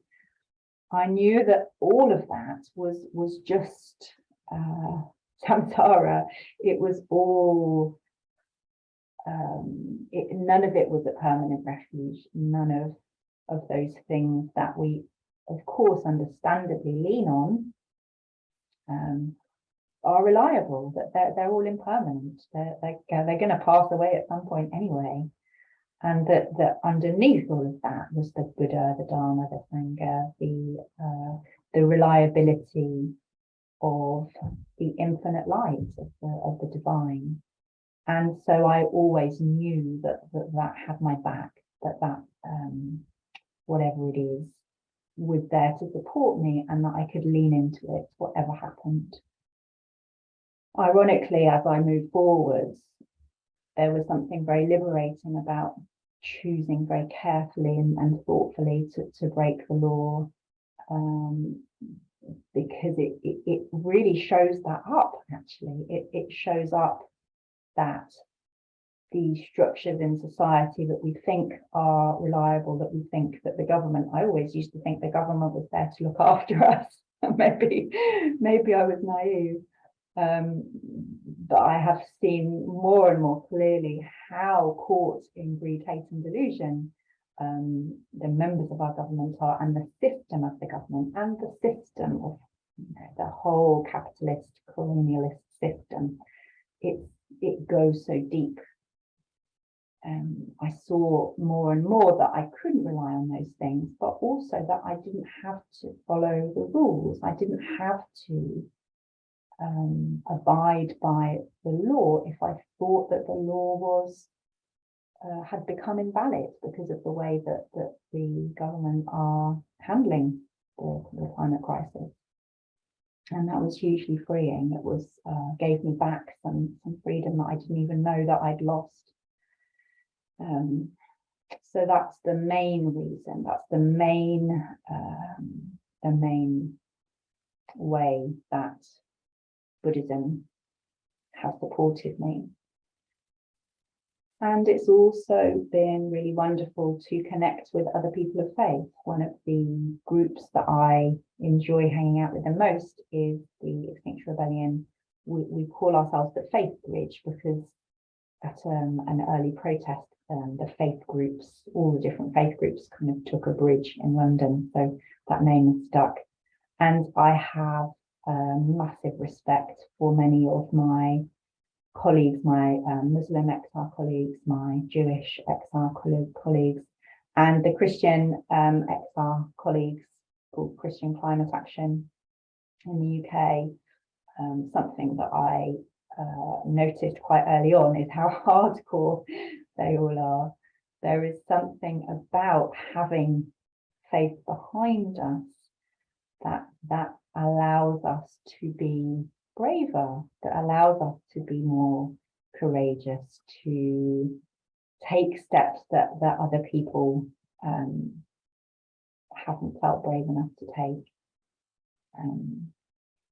And that community of people of faith who are taking action also feels like it includes Gandhi and Martin Luther King, who I read for a while when I was feeling despondent and confused and hopeless.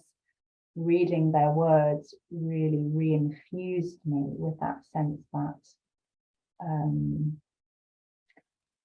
that we're all in it together and that we can make a difference. I think the other thing that faith has offered me is this idea of activism as a practice, and that who knows whether the things that we do, the actions we take, make any difference at all, whether they make enough difference. Should we be doing something different instead? Where should we put our energy in? This idea of just doing the next thing, of doing the little thing that's in front of you and not worrying about the results, that the results aren't your business, they're the Buddha's business. That has been a really helpful thing for me to help me cope with all the questions. There are lots of questions. Are we alienating the public? Is that going to be good or bad in the long run? Are we doing more harm than good? Should we take a different approach?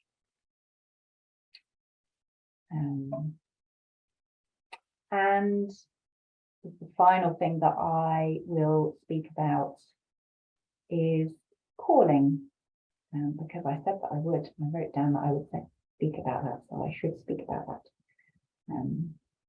And I don't know if other Buddhists talk that much about this. It's maybe more of a Christian thing, so I'm sneaking it in anyway. The idea that we can listen to the Buddha's calling, we can listen to what the Buddha thinks we should be doing. So my experience of the Buddha, or the way I see things, is that there is more going on than we can ever imagine, that the complexity of the situation is beyond us. And the suffering in the world is limitless. There has been and is and will be increasingly huge amounts of suffering, and many different things that we could do.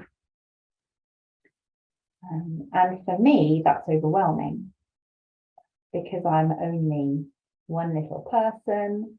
And not only am I one little person, but I am full of what Pure Land Buddhists call bamboo nature. I'm full of wayward passions, the greed and the hate and the delusion that is very deep down, that moves me in ways that I don't always have full consciousness of. So of course I want to help, and there are also parts of me that are wanting to protect me by using denial, or by trying to get me stuff, or trying to keep stuff away, trying to manipulate things. So all of that goes on. So how do we handle that? How do we handle being a little foolish, fallible being in the face of multiple crises? And of course, for me, the climate crisis is the sort of the biggest shadow that at the moment is putting everything else into shade. But we have the cost of living crisis, we have the pandemic, we have war, and we have, of course, the way that we have structured modernity. Modernity has made us sick. Modernity relies on us exploiting us. I say us, me, a white person in the global north.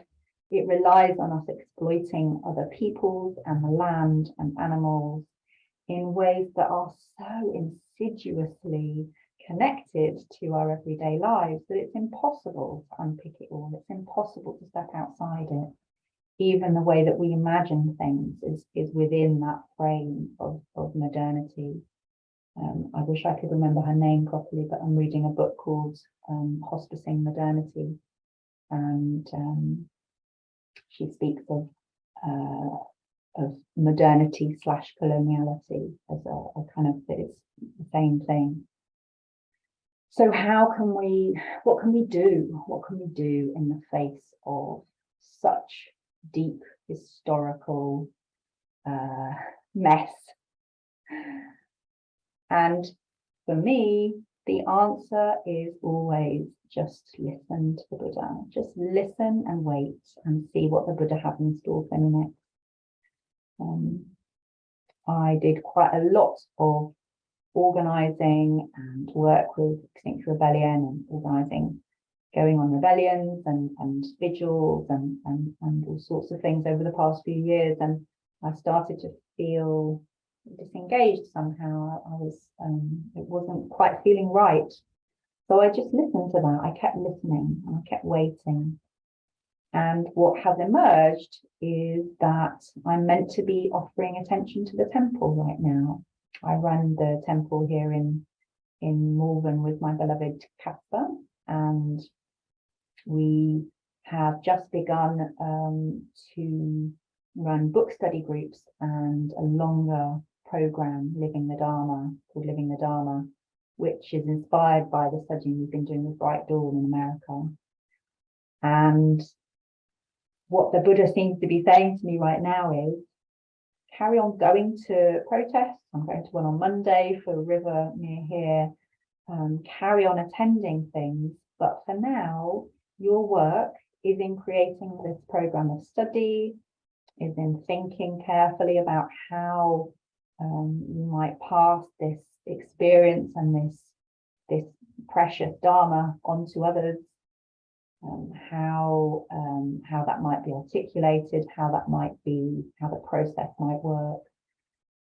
So that's what I've been doing, and it feels hard. It feels, one of the things that was really helpful about the activism is that it felt really good, even if it wasn't making a difference. It really helped the parts of me that felt guilt, the parts that feel like they never do enough, the parts that knew the urgency and the size of the emergency. And those parts still say every so often, are you sure you should just be doing the gardening or running this book study group? The world is melting. And we never really know, do we? We never really know. But as far as it's possible for me to know, the message that I keep receiving is, this is where your work is right now. Just tend this little patch of earth, this little bit of garden. Help these few people, make offerings if you can. And if you are meant to be involved in a kind of something more, some other kind of activism again, then it will become clear. It will become clear. So I guess that is the other consolation that I receive from my faith, is this sense of not being the only one that has to save the world. All I can do is my very tiny part, and that will continue to be true. And trusting that that things will be as they are, that it's much bigger than me, that it's still really important to be kind to ourselves and to make the offerings that feel possible. And we're not going to solve this. And as a whole, the human race may or may not manage that. I guess that something else that's been helpful is this permission to grieve, this permission to get closer and closer to that knowledge that we may not survive as a human race, or we may survive in a very different form. And that may happen sooner than we think. I feel like I'm lucky to not have children because I don't have to worry about them. I'm hoping I have a good few decades left. Who knows what I will live through, and who knows whether we will change fast enough or not. I don't feel too hopeful about that, but who knows? We'll see. Miracles do happen. And in the meantime, what I can do is keep listening to the Buddha and keep doing the small things that are my things to do, that belong to me, and also keep enjoying the world. It feels like such a duty to receive the beauty and the abundance and the magic and the food and the animals and it's just, there's so much, we have so much. And that not only is it important for me to do that in order to keep me fed and nourished, in order to be able to do the work, but it also feels like that I'd be ungrateful if I didn't, that it would be ungrateful to not really relish those things, those little things that are offered to me. That's the relationship that we're in. I make offerings and I receive so much. Yeah, and it's hard. We're living in difficult times. We're living through quite extraordinary times. Yeah. So no tidy conclusions, I guess, is what I'm noticing as I'm speaking, that we are mostly in darkness, and we can take the next step in front of us. We can love each other as much as we can. We can be as gentle with ourselves as we can. We can love the earth and be so grateful to the earth. And I'm wishing you all well on your journeys, because they're all very different and we all have different histories, different burdens that we're carrying, different karma, and different gifts. And wishing that your gifts will find the right place to be offered, because there's nothing like having your gifts received. Thank you so much for listening. Namo Buddhist.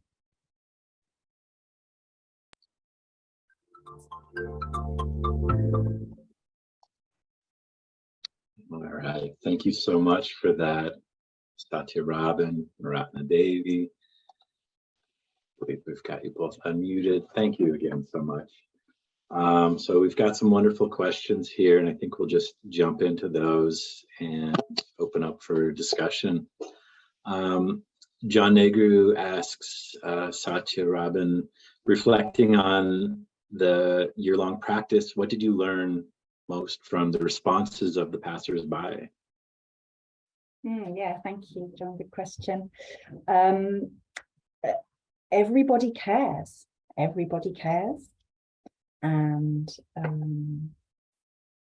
I actually made a decision to keep my eyes shut for that year. So I mostly didn't see, I didn't see anyone. I mostly didn't hear people. So sometimes people would just pause by me and say something. They'd say thank you or tell me something and then just move away. But yeah, I learned lots and lots of different things.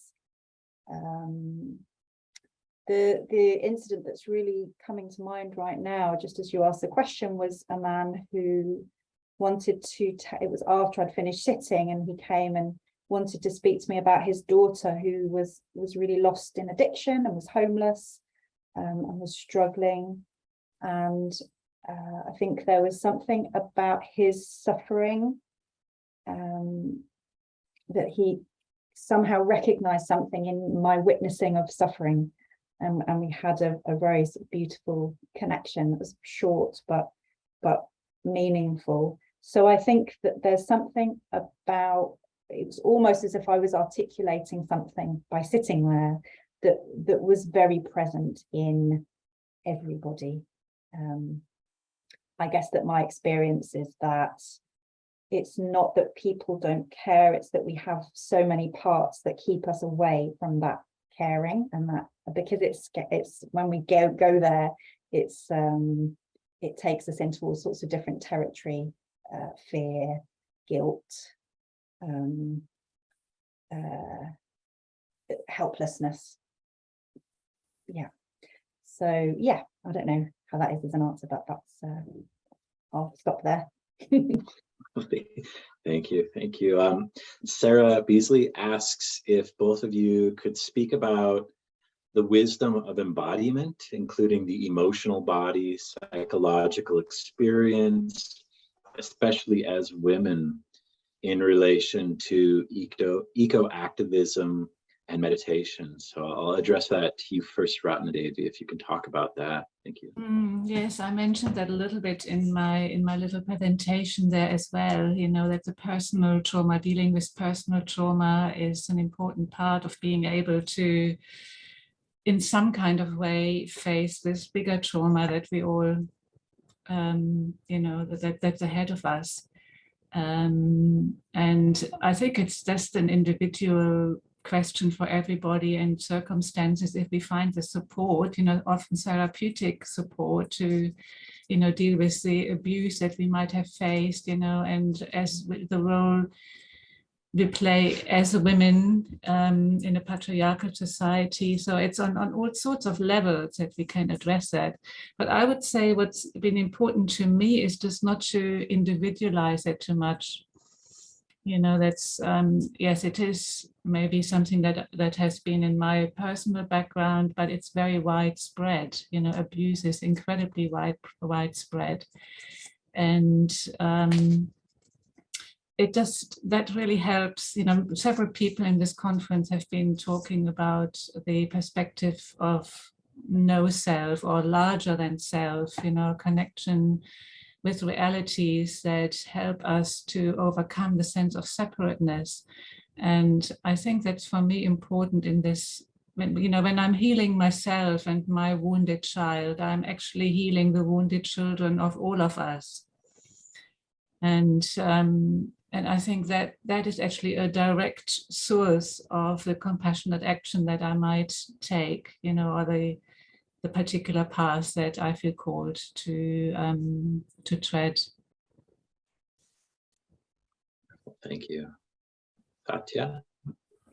Yeah, thank you. What you said, Ratna, Devi, I completely agree. I think that there is something about the personal that is an offering to everybody. I'm also thinking about how it was during the rebellions in London to be with my fellow exile Buddhists. And one of the things we did was walking meditation through the different areas. There was a lot of noise and helicopters and samba bands, and that people were really drawn to. People loved seeing the Buddhists walk through. We just kind of walked very quietly in a line and visited different areas. And I guess I'm thinking about how as Buddhists we can almost enact something or embody something that's sometimes lost in society, that kind of holding with stillness, but being very grounded. And I think when people saw that, when they saw us winding our way through, they saw something that they appreciated and maybe needed themselves. So I guess as well as doing our own work, we can also be aware that we are witnessed. As we witness, we are witnessed. And that's especially true when we do our practice in a public place. But mystically, it probably works just as well if we're doing it in front of our home Buddha. Yeah, thank you. Yeah, thank you, Satya. And I think that is one thing that has struck me about your vigil and a lot of your Extinction Rebellion work, is that you've brought a Buddhist presence into these spheres, where, especially in the Western world, I think Buddhists meditate in their bedroom or in their sangha, which they don't decorate with a lot of Buddhist statues because they don't want to draw attention. So I think this is an important facet of moving forward as Buddhists, is being willing to be visible. And I think, you talk a lot about vulnerability, and that's something a lot of us need to kind of touch into and be willing to be out there, even if we're very uncomfortable in that space as a Buddhist, or as Kristen Barker mentioned, not as Buddhist, but as a Buddha, maybe wearing the robes, but just being there, kind of representing that awakening out in the world. So thank you for that. Yeah, thank you. Yeah, that's interesting, isn't it? And sorry, just briefly, the Buddha was outside most of the time, wasn't he, where people could see him? And maybe there's something we've really lost. And there is something quite special about meditating on a busy pavement. It's being in the weather was really special, to go through a whole year of being snowed on and rained on and sun beating down. That is something that we actually do more outside practice now in the temple since that time, because we want other people to experience that as well. Yeah. And I think that says something about the maturity of your practice or your place in the world. A lot of us coming to Buddhism early on, it is to deal with very personal things, and we're not ready to be out in the world, and that is something that's going to develop over time. Again, seeing people like you as role models, as encouragement, as something we can work toward. But yeah, and I think recognizing, as other people have talked about, we're all at different places in this journey, and not all of us are ready to be out there with a placard. We might not be useful, we might not be helpful doing that because of where we're at. So absolutely, the Buddha will call you to where you need to be, and we need people to make the sandwiches, and there's all sorts of jobs, aren't there, that need to be done. And I think that if we do what we're asked to do, then everyone has a job. Yeah, wonderful, thank you. We had another question. This one is from Joseph Misham, and he says, I'm in touch with a longing for our industrial civilization to collapse so that we can transition to a different way of life, which is more connected and more compassionate than this one. In some ways, this does not sit entirely comfortably with me.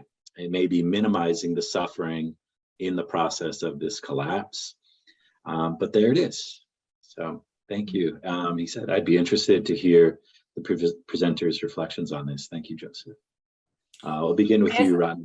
Yeah, I actually love this comment. Thank you very much. It just reminded me of what it was like in the first few weeks of the COVID lockdown. Remember that, when it was really quite drastic? We weren't allowed to be outside. We weren't driving our cars. There were no airplanes. It was just, for me, it was just wonderful. A quiet descended onto the world. We could go out and shop, And I heard from several other people how much they actually enjoyed it. It really opened their minds to different way of being present, not so rushing around, and this fertility of having, rushing for some kind of satisfaction that was always elusive, which is like, the knob of capitalism, basically. So when that collapses, then maybe it doesn't actually take so much for us to find this inner contentment. You were writing in the chat, how we don't trust ourselves to be content because we have so little experience of it, maybe. And, it's harder to be content when our neighbors seem to be flying to everywhere. And, so this comparison ceases to be a factor if we are all in the same position. Yes, in some ways, I think it's something to be looking forward to, greater simplicity. But, I'm also, in my little meditation, the guided meditation, what I was contemplating was just the violence that is probably going to erupt when people get really scared. And, the civil unrest and, we have to be prepared for that as well. It's easy to be, a bit illusional about this post-apocalyptic peacefulness. I don't think that's going to be the whole of the story. Satya. Yeah, thank you. What came to my mind in what you wrote, Joe, was something about how it is to be with something that's dying, or to be with something that is so sort of dysfunctional that you can see that that's where it's heading. I'm thinking about how it is to live with someone in addiction. And when I read about your longing, what came up in me was a kind of a longing to just be through that, to just be done with that and to be past it. And I guess that maybe the reality is, like Ratna Devi was saying, that there's all sorts of living and dying happening as we go along, that there's already lots of living and birthing and lots of dying, and who knows really what phase we're in. I don't know. This might be like the worst bit, this might be really the best bit. What's necessary, what's unfolding, I don't know.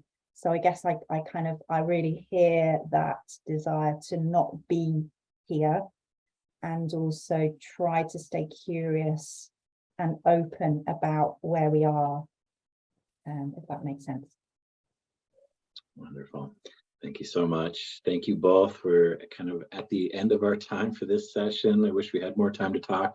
We'll have a little time for open discussion at the end of our next session. So we'll take a pause now and come back at 30 minutes after the hour. Thank you. All right.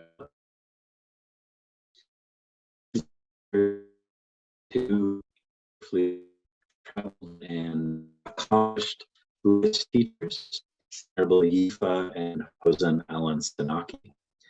Venerable Yifa has quite a distinguished career in she's a Taiwanese Buddhist nun, scholar, and writer. She was ordained in 1979.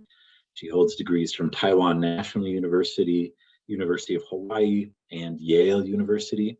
She's participated in a wide variety of interfaith efforts and is now an independent scholar.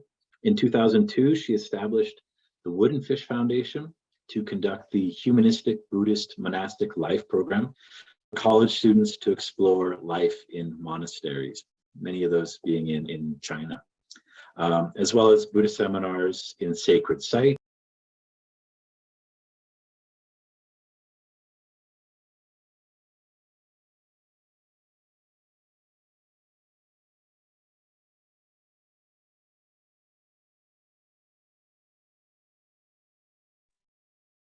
Sorry about that, everybody. We're going to try that again.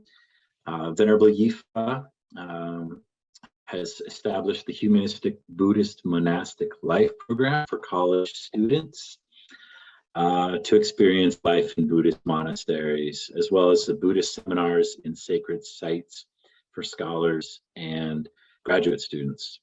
In recent years, the Woodenfish project has developed more programs between Asia and the West, such as Buddhism, Science, and Future conferences to bring dialogue between scientists, scholars, and practitioners, World Citizen to educate teenagers, the United Nations Internship for Youth leadership development, and the UN Women Conference participation for women's voices. Alan Sanaka, Hosen Alan Sanaki, is the abbot of the Berkeley Zen.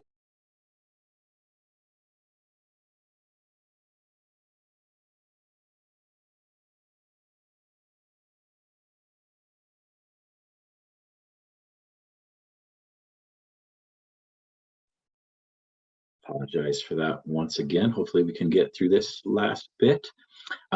He's a Soto Zen priest in the lineage of Shunryu Suzuki Roshi. He's an activist, writer, father, and musician, an honored pioneer of socially engaged Buddhism.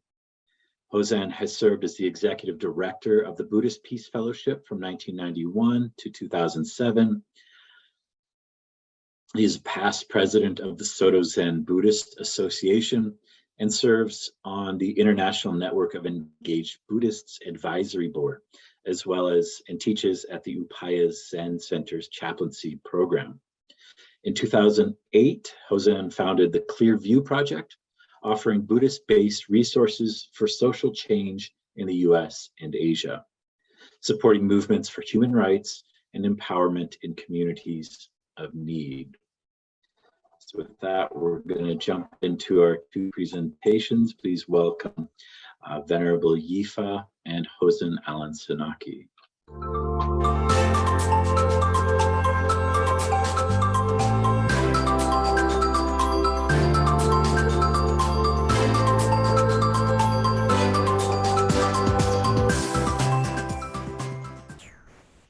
Thanks, Justin, for organizing this Zoom night on the important issue of climate crisis. That we Buddhists have to voice out to reflect our concern on these imperative topics. I understand I don't have the background of or technology, so I won't be able to talk about how can we prevent climate change from inventions or technology perspective. But as a religious person, I would like to share my concerns from a spiritual points. As Buddhist teaching, everything is subject to change. Everything is impermanence. That all the conditioned things are to come to be, to flourish, and to decline, and finally to perish. So we understand even with our earth, our planet is changing. However, Buddhism also teaches us the karma. Our action is the condition will affect the progress that our action, our karma could improve the changing, become better, or is going to worsen the change.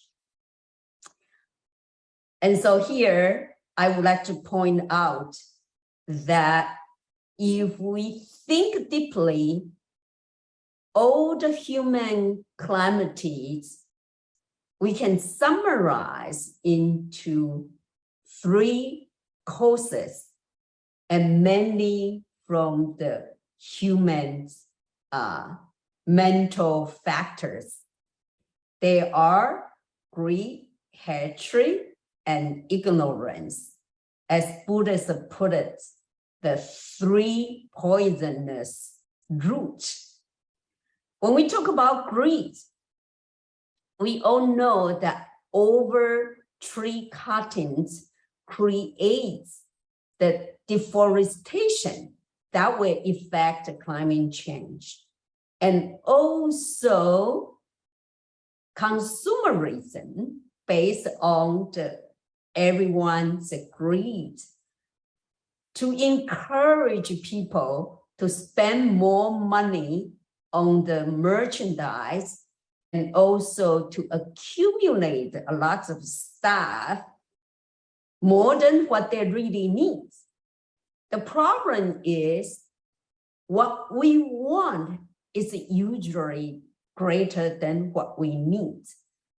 As Buddhist slogan, mentions that even though we have a land and farm 1,000 acres, but every night when you lie down on the bed, you probably just need 6, 7, 8 feet space.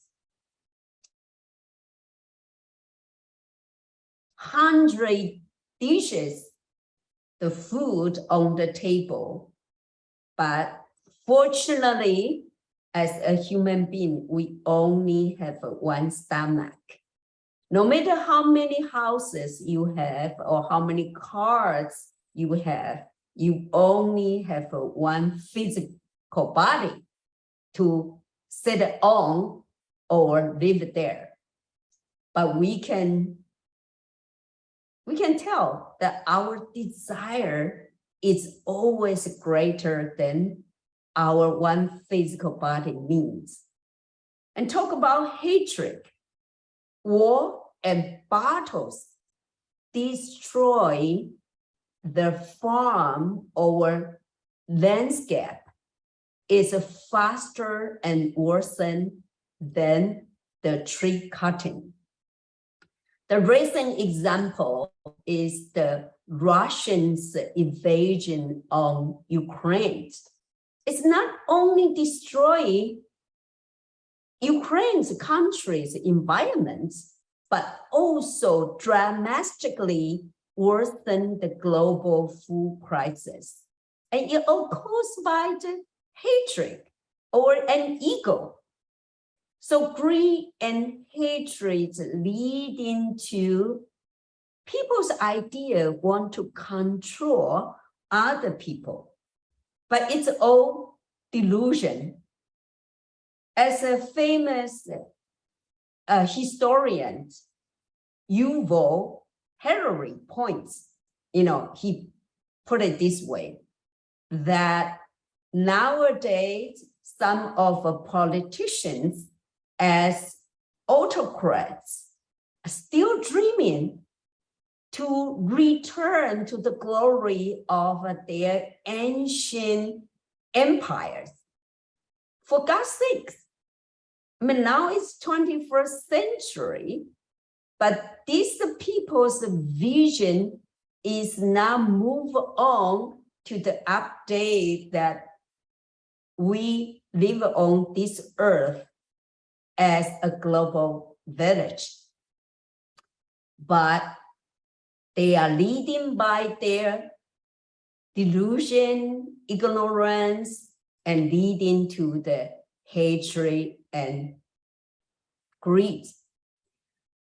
So if we go to the bottom as as a human beings, we need to inspect our psychological and mental or spiritual causes to find out what caused this disaster. And they are the love, hate, greed, hatred, and caused by the delusions.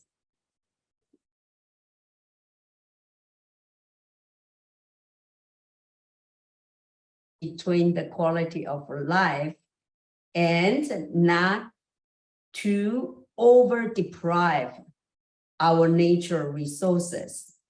I hope that the lifestyle of monasticism can provide precious lessons.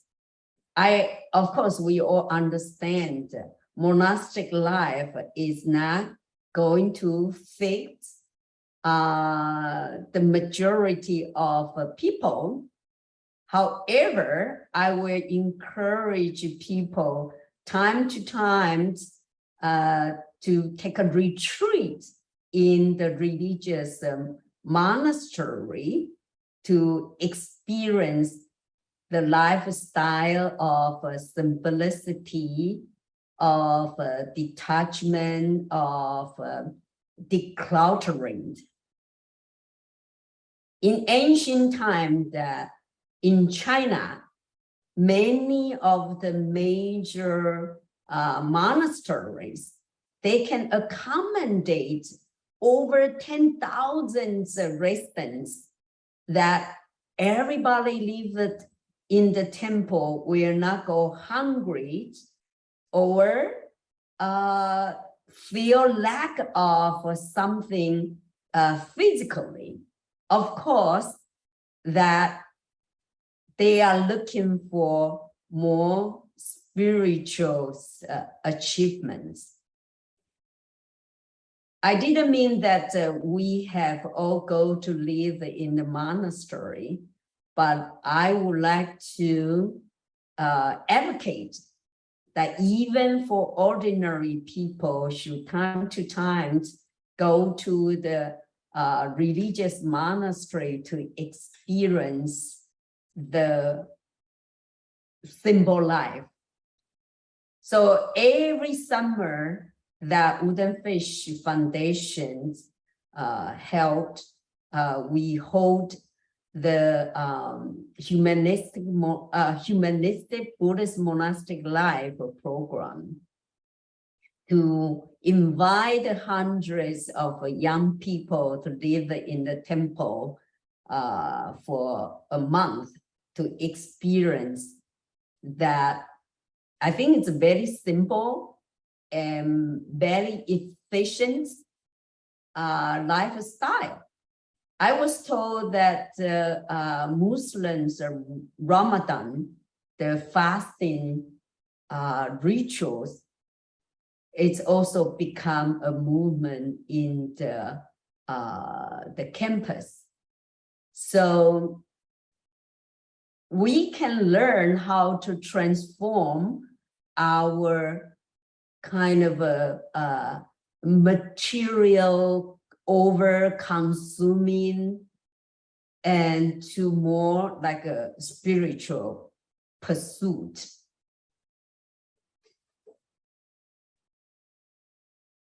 At the third point, I would like to call for the transformation of some rituals, in Buddhism. Instead of, holding these rituals, that we should put the resources to support more scientific project. They can really to help the climate crisis. As we all know that in Chinese Buddhism, there's a ritual of releasing animals, that we will release the fish, turtle into the lake, into the ocean, or release the birds into the sky, or wild animal back to the forest. And in Tibetan Buddhism, that we also find there was rituals burning down all the food, material, cheese, oil, in fire, and as an offering to the invisible spiritual. But sometimes, these Buddhists are really out from their kind and compassionate mind. However, due to lack of the knowledge, background of geographic, the water or the land, so sometimes they release the fish. Maybe this fish should be in the lake, but they put them in the ocean, or they release the wild animal like foxes and into farmer's house, kill their chickens, and at the end that the farmer killed the foxes as well. So I think that if we really want to kind of have more efficient way to prevent climate change, that we have to re-examine some of the rituals in Buddhism that, is really going to help with the environment, or it's going to end up that to cause the damage on our, geographic environment. Then I always joking that at that point, the animal need to be released, and not the fish or turtle, but the humankind. So here, I would like to, point out that Buddhism talk about, greed, hatred, delusion, are really we humans from the bottom of our mind to create the damage, to our earth crisis. And hopefully we can learn from the wisdom in, in religion and in the monastery. So if we can, teach people to live a life of simplicity, but not to sacrifice the quality of life, and at the same time, not to over deprive of our natural resources. And the third one, more concrete, I think that, I would like to call for most of the Buddhist temple that we should support the more scientific project and put the money and energy, into this project to really effectively to change the climate, crisis. Thank you. And I hope that we have the chance we can discuss more.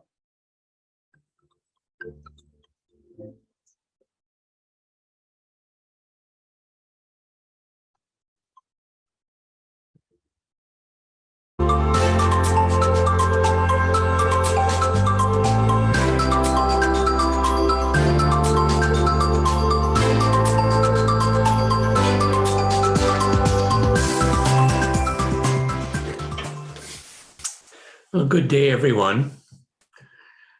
My name is Hosan Alan Sanaki, and I am speaking to you from Berkeley, California.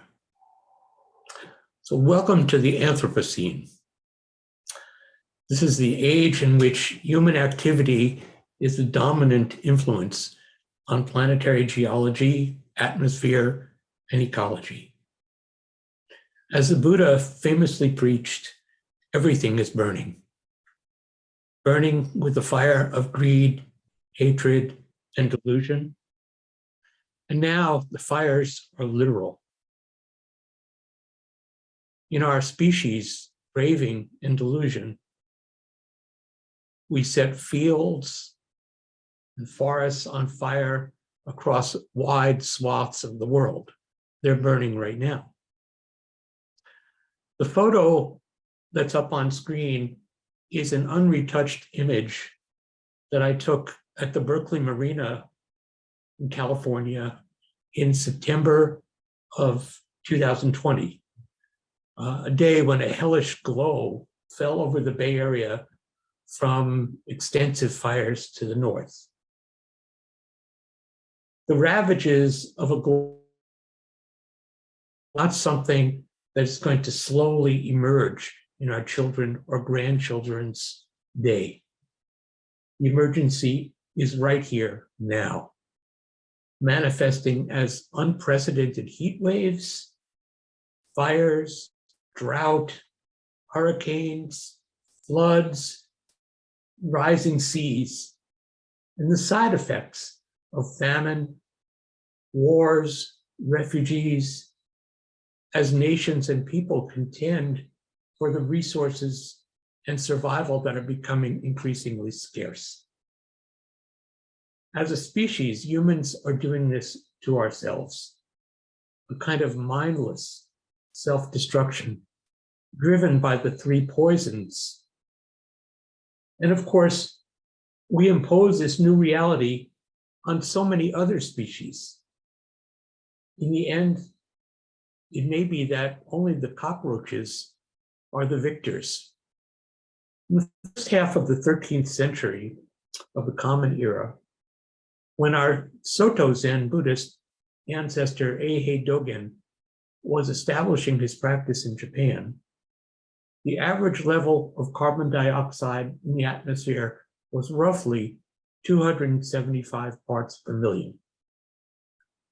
When Shunryu Suzuki Roshi, my teacher's teacher in the Zen tradition, was practicing in San Francisco in 1970, the CO2 levels had reached about 325 parts per million.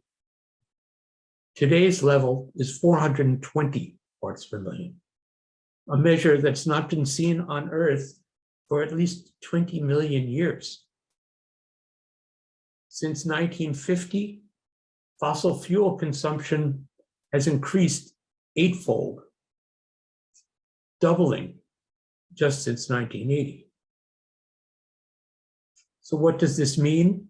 Other speakers, I'm sure, have spoken of this, but carbon dioxide is the most significant greenhouse gas, which means it absorbs heat and it traps it in the atmosphere and reflects it back widely, which raises temperatures around the globe. Without CO2, the planet would be a ball of ice.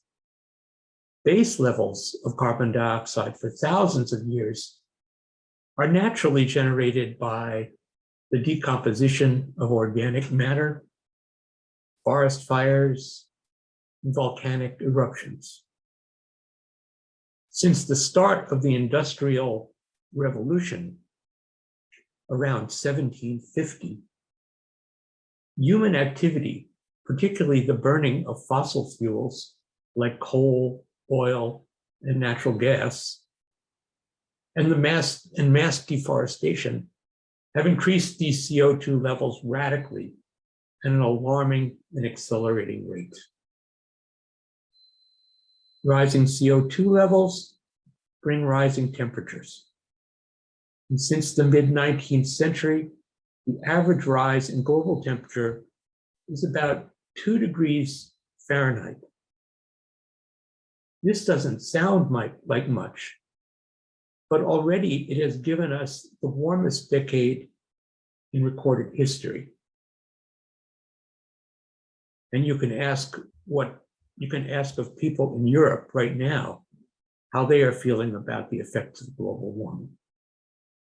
So we have massive fires and drought, displacement of populations, unusual and extreme weather patterns, melting ice sheets, and glacial retreat, and the rising sea levels that endanger shoreline populations.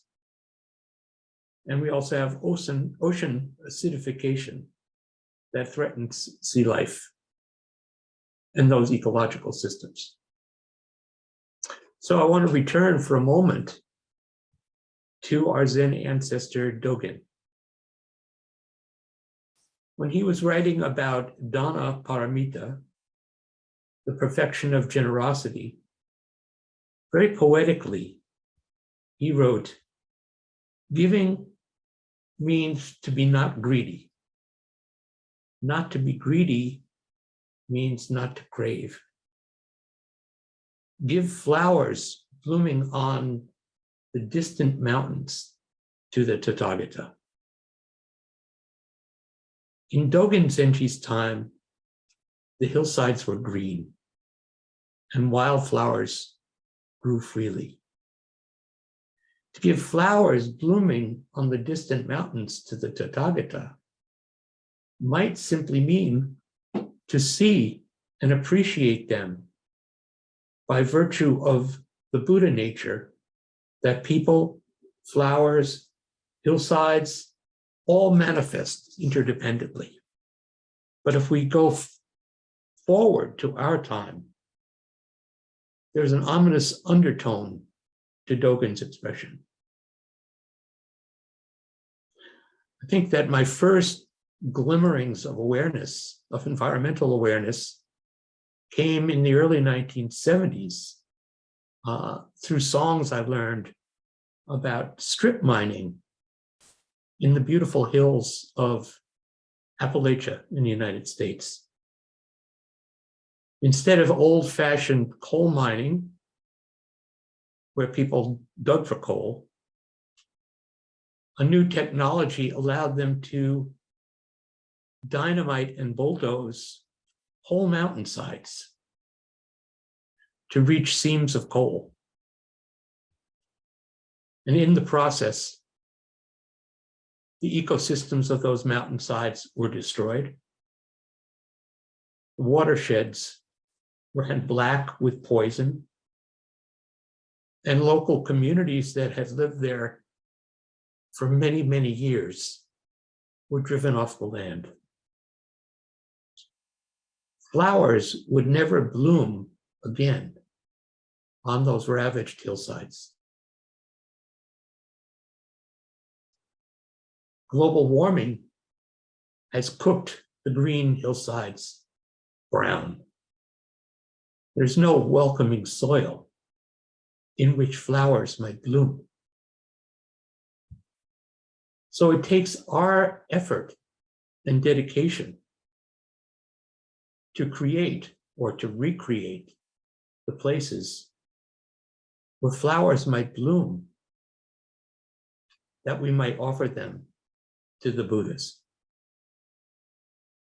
In a world that is marked by interdependence, and interdependence is another way of expressing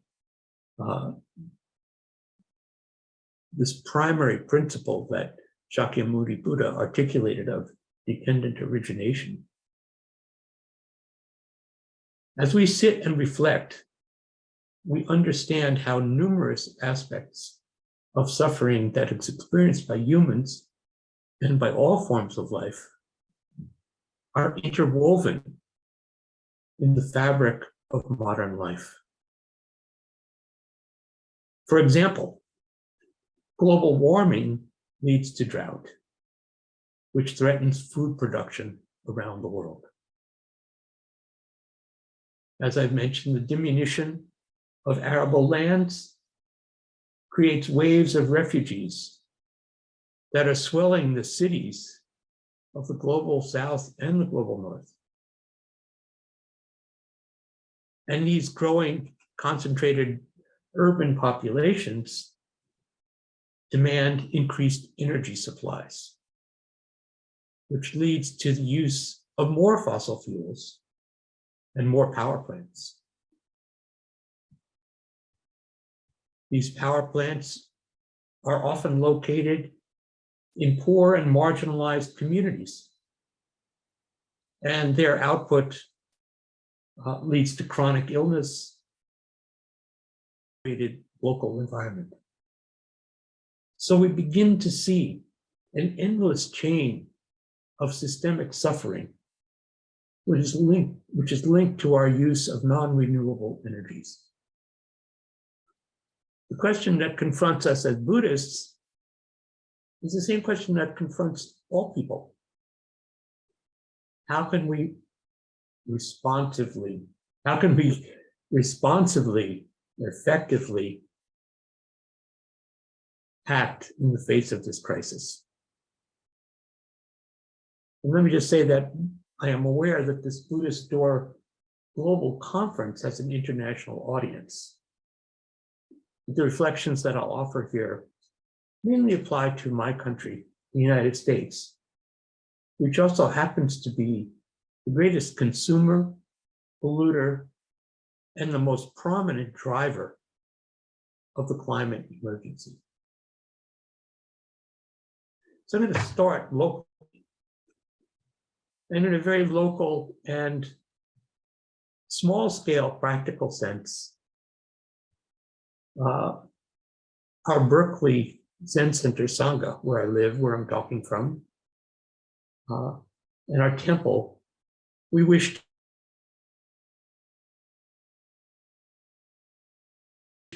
like many good citizens, we compost or recycle our wastes. We're dedicated to reducing water usage in our homes and gardens. And water conservation is essential in the state of California, which is in a condition of perpetual drought, which is dire because this is also one of the richest farmlands in the world. So a portion of our Zen Center's energy supply is met by a rooftop solar installation. And we hope to expand that in coming years.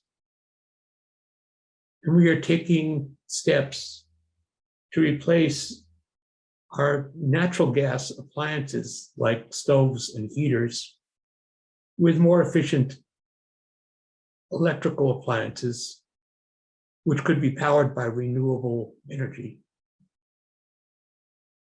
And more broadly, Berkeley Zen Center is in the process of creating a long-term plan for environmental sustainability, which would include energy usage, water conservation, waste management, and maybe most importantly, teachings that connect Buddhist wisdom and environmental literacy. That's a small step. But as much as we need to observe best practices around energy usage, conservation, and consumer restraint, individual actions are not going to be sufficient to enact the systemic changes that we need to save our societies and our planet. I don't think we can rely just on public demonstrations.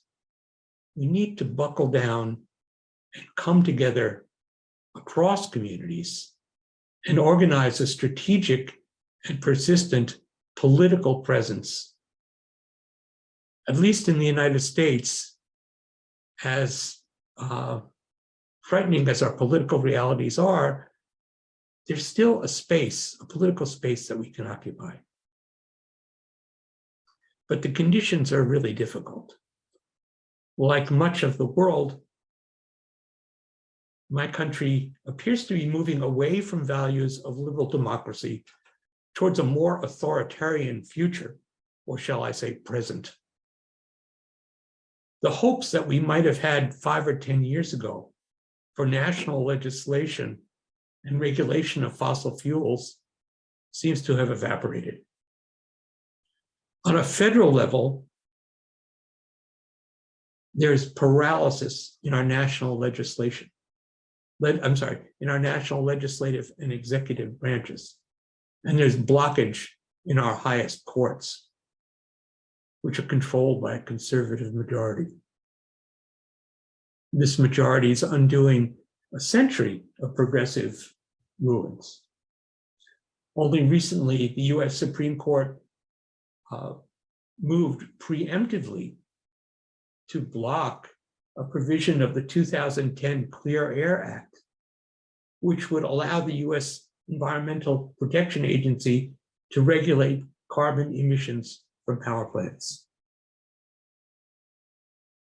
So all of this comes at a time when, if anything, the countries that are consuming the most fossil fuels, the US, China, Russia, Europe, India, and Japan, should actually be paying reparations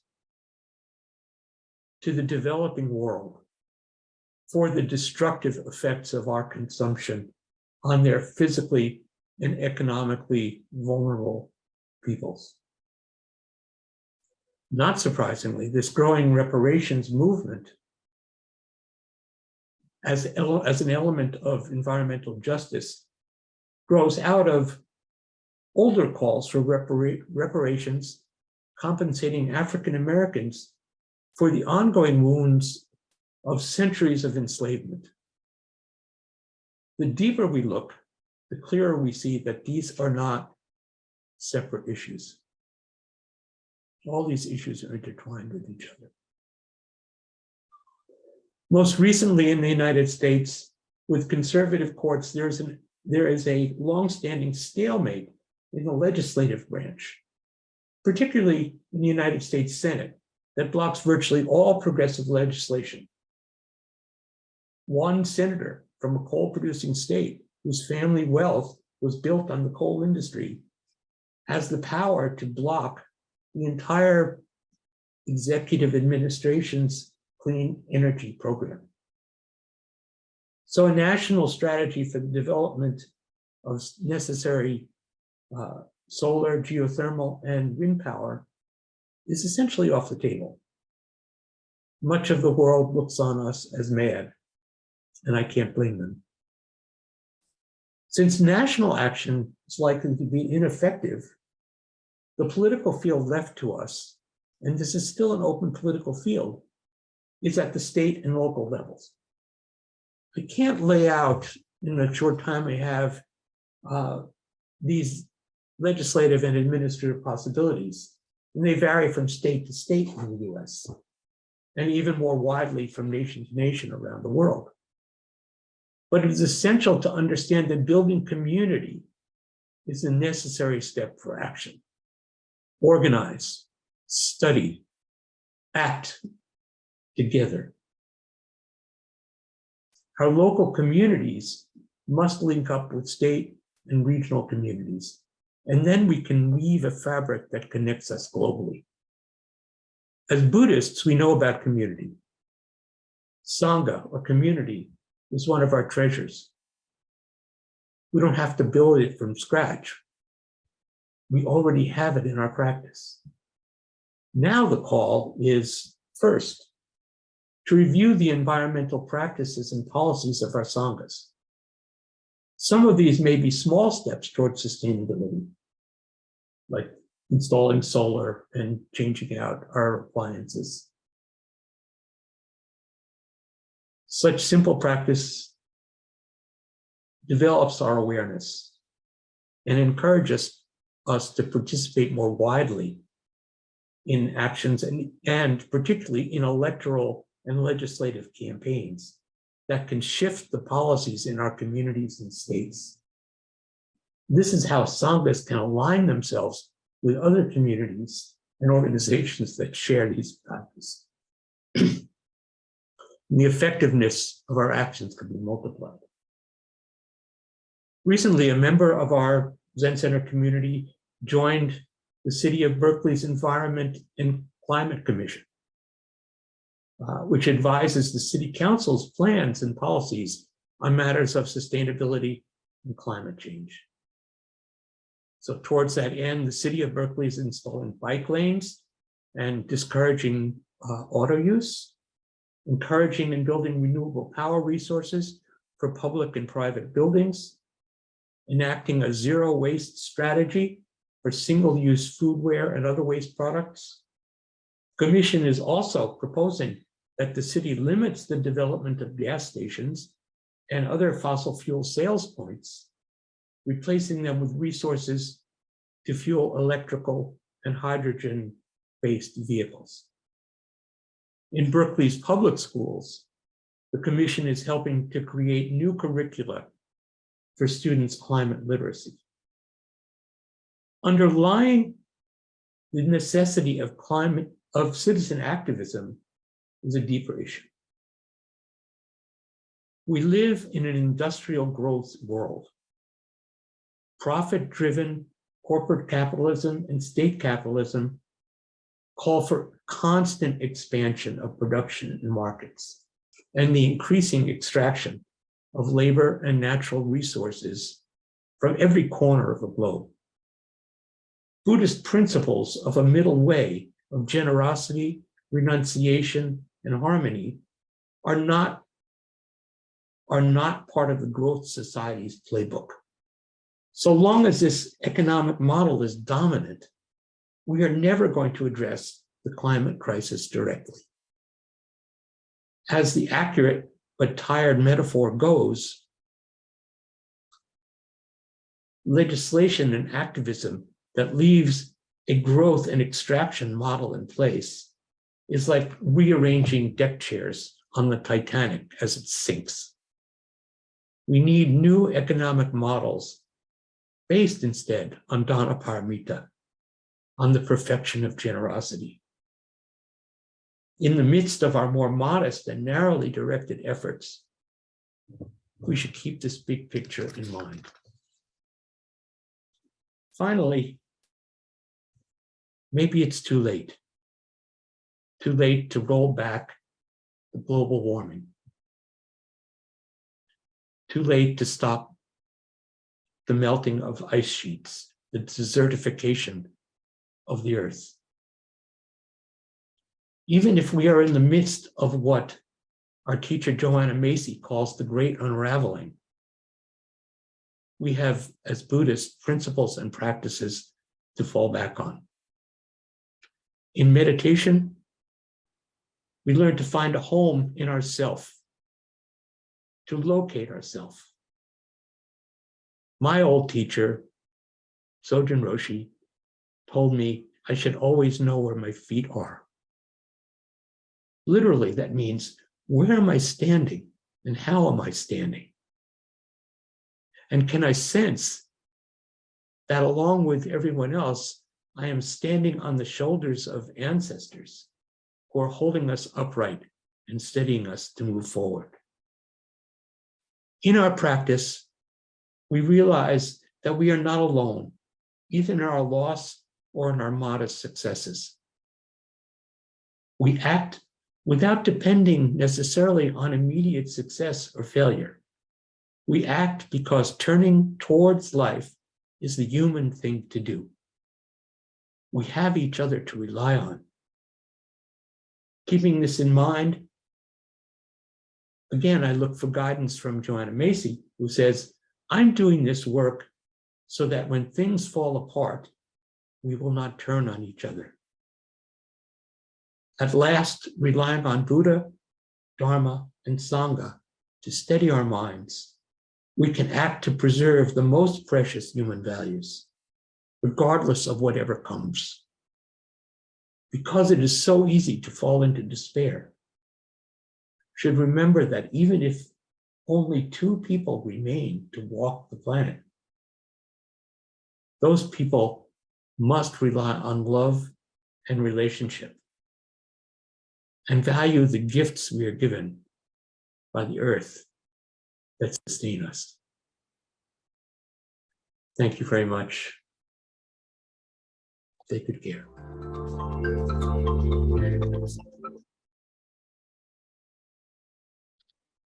All right, welcome back, everybody. I'm gonna unmute Venerable Yifa and Hosen Alan Sanaki. Thank you very much, both of you, for being here. Thank you for your presentations. We're gonna launch into a little bit of Q&A. And then after that, in about 15 minutes, we'll kind of welcome more open discussion from everybody that's here gathered, kind of as our closing ceremony. So our first question or suggestion comes from you, Venerable Yifa. Can we discuss more on the curriculum, on insights from Buddhist teaching, practices, and rituals to counter climate change. So I'll leave the field to you, Venerable Yifa, and then see if Hosan Alansanaki has ideas. Okay, thank you. Good job. I think that even though on the Zoomina, we only, not that, big participant, but keep in mind that this is also recorded. And I'd like to point out that many of friends in mainland China, they couldn't get on the Google Drive, so they couldn't participate. And also there was a times issue. But this is a good beginning. I think it's wonderful. And people really give a more like an in-depth discussion.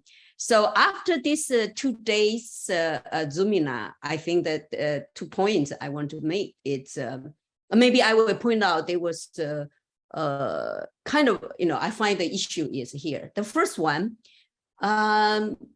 many of the monastics, like monks and nuns in Asia, especially in Taiwan and maybe in China, and maybe also in the South Asia as well.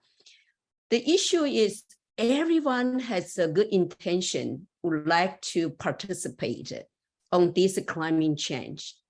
However, though, if you, the first one is the Asian Buddhists. I think it was still different from the Asian Buddhists and or what we call the converted, the Buddhists is in the Western, that the Buddhists also tend to be more like, as a policy advocate. But in the Asian Buddhists, Buddhists tend to be kind of want to work in from the inside, and like inside their Sangha. And I think that if you are growing up in a monastery, and you also lack of more like a secular scientific knowledge or, like a technique. For example, myself, I want to help. But when you come to all these, climate change, you have all this terminology, the spatial knowledge, you feel you're really like a layman.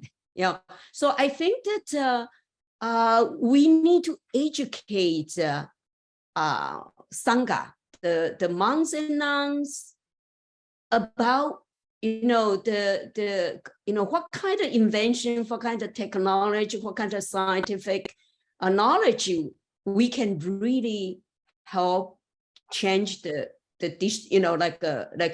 ecosystem, this issue. Of course, if you want to educate, because these monks and nuns, they are very, how do you say it?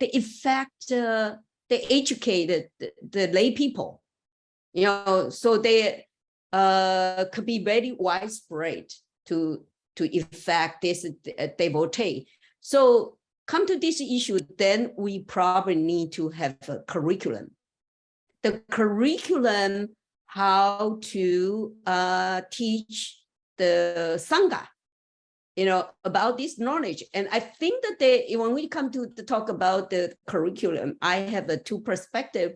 One will be, as I mentioned, more like a scientific, like yesterday, Michael, obviously he's kind of expert, he know about all this, knowledge and issue. And John and today's, Jose, Sensei also mentioned it. And so I think this is more from like a technology side, from this, science, more like a professional, background to provide those knowledge. The secondly, I also find that from the inside, Buddhist teaching, Buddhist practice, Buddhist ritual. Yesterday, Michael mentioned about the program that, His Holiness Dalai Lama, thinking about we should not just limit to religion. Like this, if we want to help out this issue, we should even beyond the religion. I think that's a great idea. I mean, His Holiness has been very, open-minded and very scientific. But at the same time, from my presentation on the second point, I also find that also from many of our presenter, yesterday and today already point out that indeed the Buddhists already living with this kind of eco senses. For example, when we're talking about the shared office, shared car, I find the monastic life basically is the shared lifestyle. Everything shared. Okay. And the secondly, I also find that in the summer, we have this Buddhist monastic life program to bring the college student to stay in the monastery for 1 month to experience.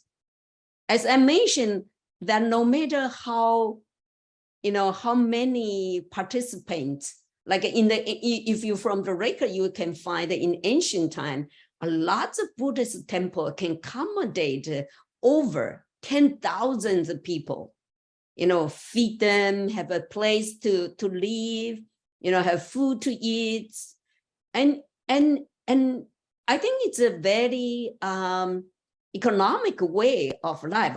Of course, this is showing that the Buddhism pointed out that our physical body, indeed, we don't need too many stuff, but it's our desire.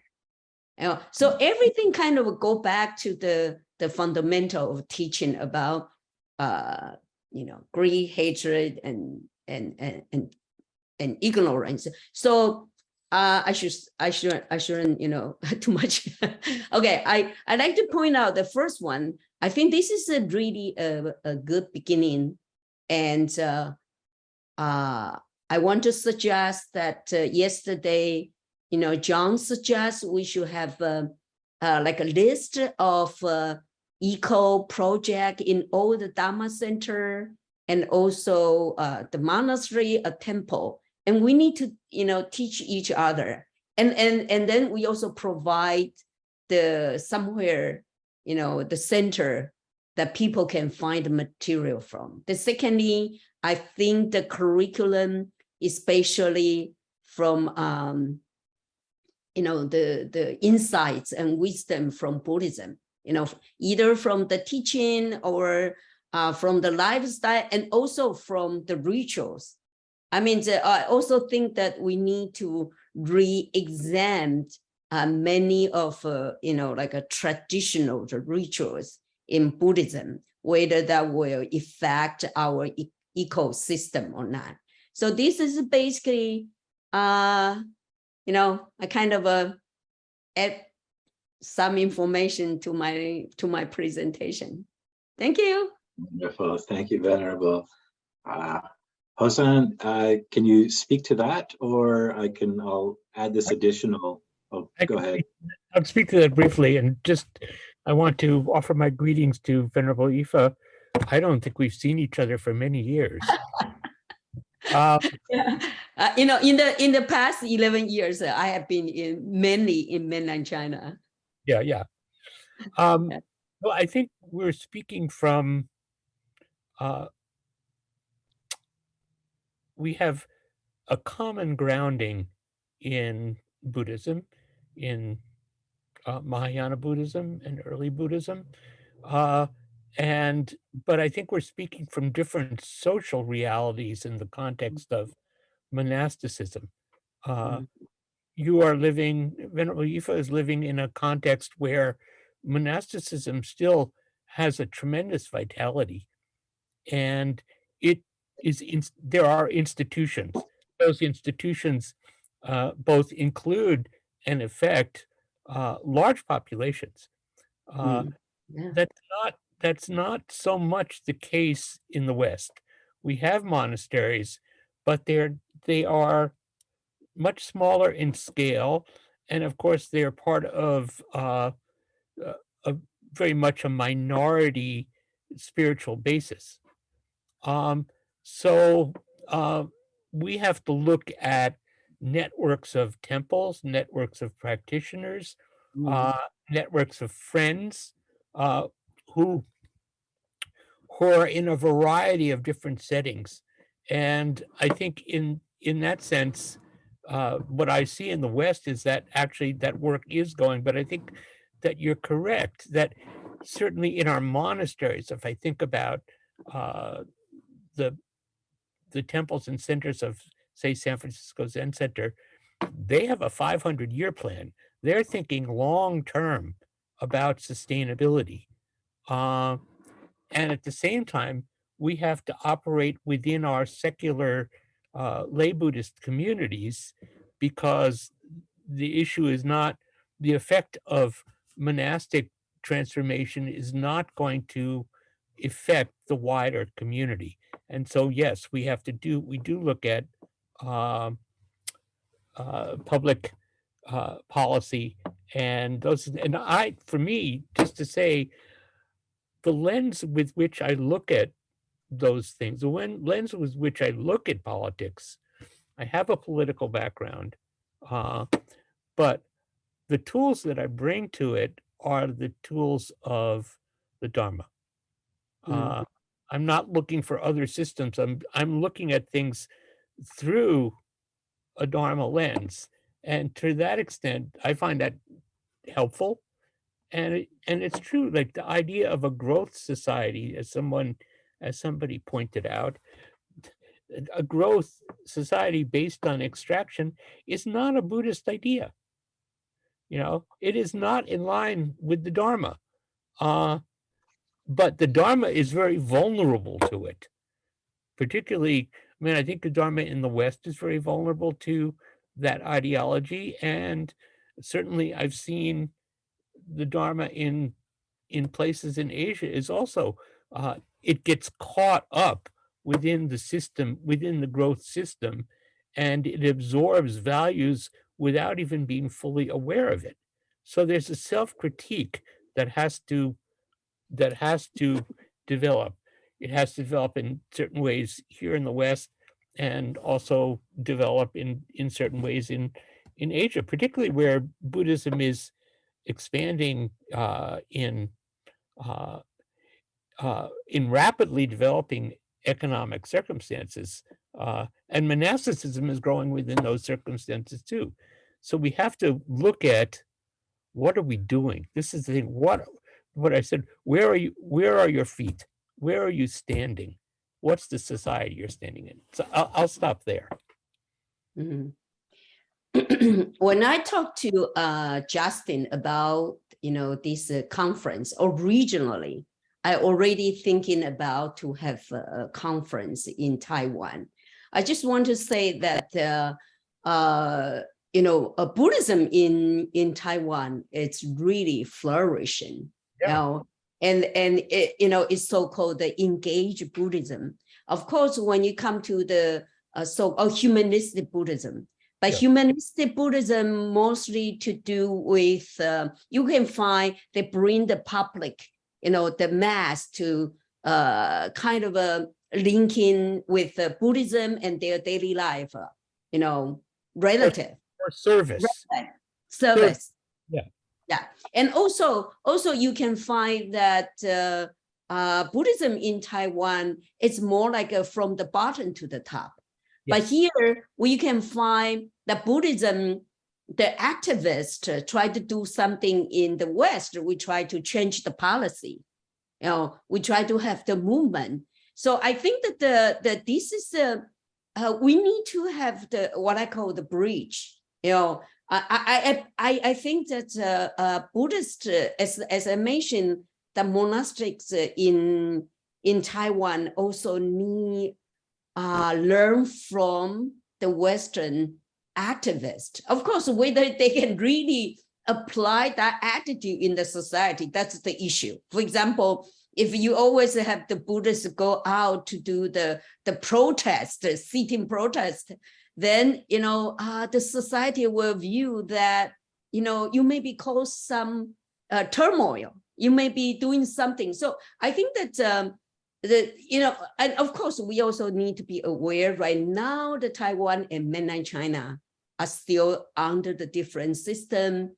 And, maybe a lot of things you can do in China, in Taiwan, you may not be able to do in China. However, though, they have the same language. In the future, in the long term, I hope that we can also kind of influence the people in mainland China. But I think it's very important that for Asian Buddhists and Thailand as well, Thailand, Buddhism in Thailand also very flourish. So I think that this kind of Asian Buddhist and converted, a Buddhist, the dialogue, and then also the monastic insight, and then maybe secular, the science dialogue. It's all very, very important. I just think that if we really want to make really deal with this issue, we need to have action, and maybe more, effective action. Yeah. Thank you. Yeah, thank you both. Our next question comes from John Negru, and he says specifically for you, Sanaki Roshi. On one hand, we see decentralization as the key to a regenerative future, as Tanette said in her presentation yesterday. While on the other hand, decentralization has weakened our communal public good. How do you balance the tensegrity of the process we are in the midst of? There's a good word, tensegrity. I know, I had to look it up. I think it's a really good question. And, I will admit to you that I've never been a small is beautiful person, even though small is beautiful. We are dealing with mass societies, which have mass needs in terms of all of the requisites. But I do think that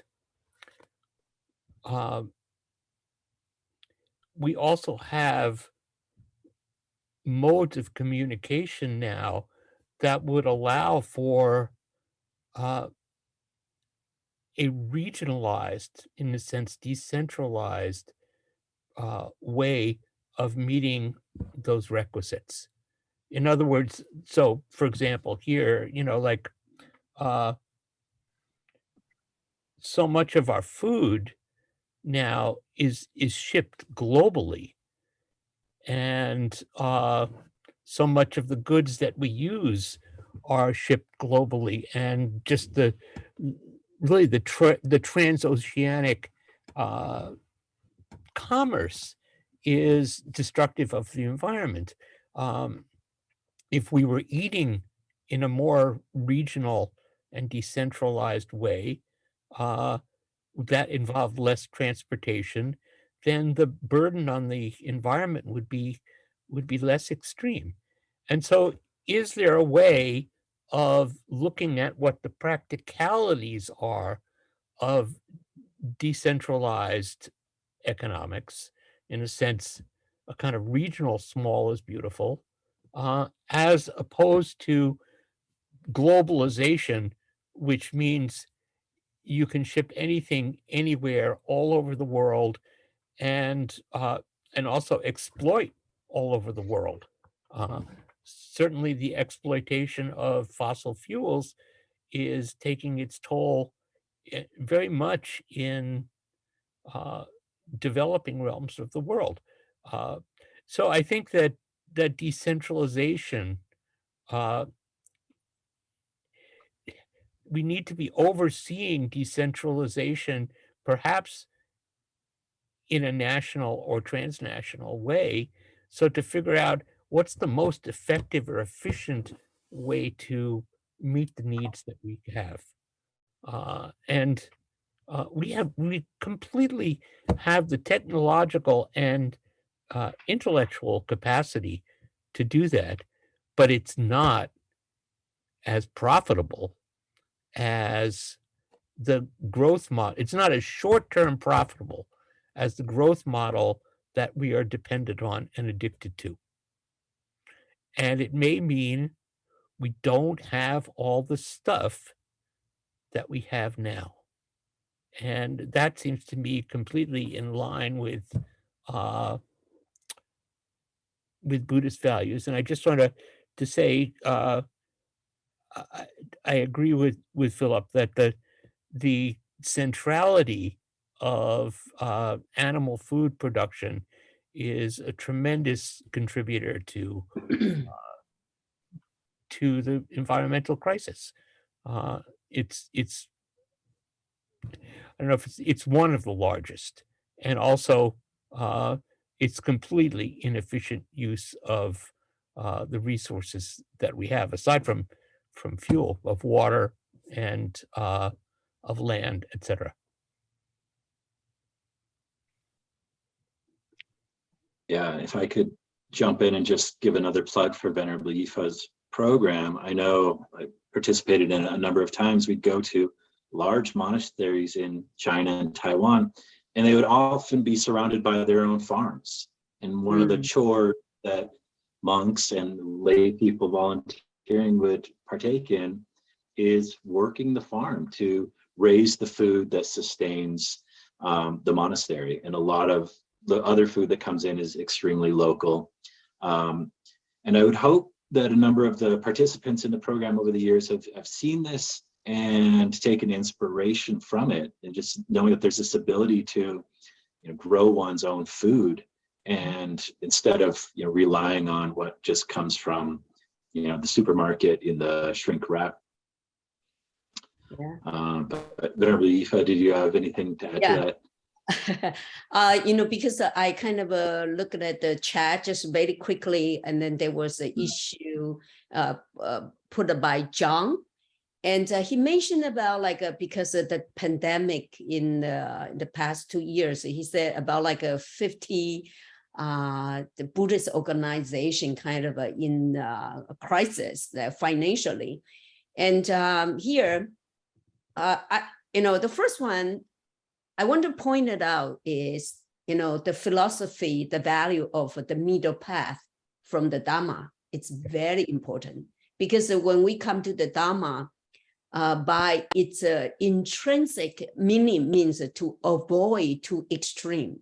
Sometimes in our life, we just try to take a side, but the reality may be the middle path is more realistic, that it's even, frankly, of course, I myself is a vegetarian, and then we need to advocate animal rights. But if you really look at the Vinaya back to the time of the Buddha, that when the Devadatta wanted Buddha to be, say, okay, the Sangha need to be vegetarian, the Buddha even denied it, because he doesn't want to go to too extreme, just like Jainism, for that. And of course, this is a long background. Of course, Mahayana Buddhism, the Mahayana precept, you're not supposed to take any,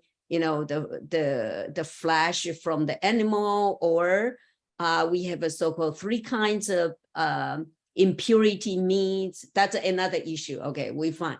But I think the middle part. So when we talk about globalization or localization, and I don't know that much about food, but I want to talk about monasticism. Okay, so during this pandemic, we can see that if you are a big organization, of course, they also have some big the devotees, the followers, maybe they can support. But I also see that we cannot put too much money financially on this hardware, like a building. And unfortunately, right now we have this so-called iCloud. In the 90s, I always want to build my temple in the sky, in the cloud, so-called iTemple. Yeah. So and however, though, like those and Sensei, you also mentioned about in Asia, we have this monastery, the big monastery, and then it carry on the tradition of monastic practice and education as well. So in the ancient time in China, you have all these so-called public monastery that everybody go there for training. And now that maybe still have some in Japan as well, but everybody go back to their own small temple. It's more like a heritage temple. So one we call 大众 丛林, the other one is called 子孙庙. So I think that for the Western monasticism, I was very much aware about the financial issue. It's very hard, because still the Buddhist follower were not considered like a majority, like some of the Buddhist country. However, though, I think that, we could kind of mix with major institution, monastery for training, but also people go back to their sangha. You need to be more, like an eco. And I think the Vipassana, was Goenka's idea about the Vipassana, network. They are very, very decentralized, not like a Fo Guangshan, the temple I came from. It's very centralized, international network. But the Vipassanas tend to be kind of individual, has their financial personnel's independence. So I'm thinking about, I think a lot about in the future, the monasticism in the West. How can we do it financially, or also kind of carry out the practice as well? Yeah. So I don't have an answer right now, but this is a kind of a, maybe to that direction. Just excellent. Excellent. Thank you so much. Trying to catch up with some of the discussion. There's discussion going on, and there's questions in the chat box. And I guess we can open it up for a little bit more discussion. We have about 15 minutes of just free time for the end of the conference. And if you put your hand up, if you're on, or I think you can otherwise just wave at me through your screen without your video on, we can unmute you and invite you into this conversation. And of course, I'd like to invite back all of our presenters if you'd like to put your cameras on, and we'll we had Elise, I hope I'm pronouncing that right, who had a question or wanted to talk about, I forget off the top of my head, some of her local experiences with Buddhism and activism. I'm going to unmute her now. Elise, I think I've clicked ask to unmute, and you're good. Welcome. Am I audible? Yes. Okay. I just wanted to share, I think several people this morning talked about community, and that what I found is being part of small communities that are doing work locally. Both you can accomplish a thing, it's not a big thing, but it's a thing which feels good. And also the communities have as an important part, building community, being supportive, starting with grounding, making sure people are okay. So sort of holding people, and the way we are all struggling with what's going on now. And I think that's been invaluable for me, because 3 years ago, I went to a retreat that Kristen was at. And I said I showed up because I was hoping everything bad would happen after I died. But that's what my hope was at that point, and that was not how I wanted to live the last part of my life. That I really wanted to feel like I'm here, I'm doing what I can.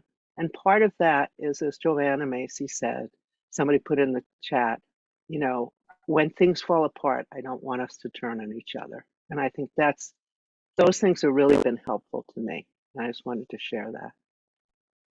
Remember, we will all come back.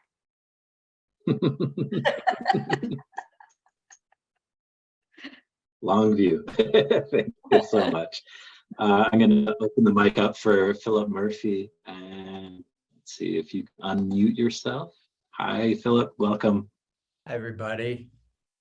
Good to be here with you all. And just want to first say thank you for the generous offering of this gathering, offered freely. It's wonderful. And I just want to acknowledge my deep appreciation to Justin and the Buddhistdoor community for this really significant act of generosity, without which we're not here together. So I guess, I've kind of talked about my orientation with regard to the environment and animal agriculture, so-called animal agriculture. It is really the most significant from an ecosystem standpoint, negative impact. And it's, just briefly, a friend of mine, fellow animal justice activist, sociologist from England named Roger Yates, talks about cultural speciesism, like we were raised in a culture where this is normalized. I regularly say I spent more of my life, consuming animal products than not. It's not about being, a sociopath, but the facts remain. And there's a lot of reactivity that's really not based in reality. And the main thing is, these are sentient beings who are members of the moral community as a result, just as I am, just as we all are, right? And that human beings don't need to consume animal products. We develop the ability to do so in small quantities, strictly out of a survival scenario. So absent that survival scenario, it really can't be justified. And yes, less harm and violence is better than more, of course. But I just invite folks to consider if considering taking that tack of, well, let's do less harm than more. And would that be the message if the issue was racism or sexism or homophobia? I would argue that it's not. I would be shocked if that tack was taken in standing against social justice issues that impact these human communities. So just want to leave everyone with that food for thought, literally and figuratively. And again, thank you so much. I just so appreciate the ability, as others have mentioned, to be in community. So thank you so much. Thank you, Philip. That briefly, Mhm. just to say, I really agree. And I think that one of the things that we have to do, and this goes to what I think Venerable Yifa was saying about kind of examining and recreating the ritual forms that we have, just whatever the realities were in the society of the Buddhist time, 2,500 years ago, is not the same as the realities that we have here. And we see one of the changes that we see, and I think Venerable Yifa indirectly pointed to it, as far as I understand, the monastics of the Buddha's time and shortly thereafter, they did not work in the fields. They did not raise their own food. That was also something that evolved in China and in East and in East Asia, out of need. And so the Buddha is not preaching a gospel. The Buddha is preaching a way of looking at reality that allows us to actually change the particulars of our practice in accord with the principles that he laid out. And so the principles are not rules about this or that, but they have to be flexible. And so I think that, say meat eating in the Buddhist time, or even now in some places in the world, is understandable. And at the same time, it doesn't really make sense in our culture. And so that's something that we reshape and reform.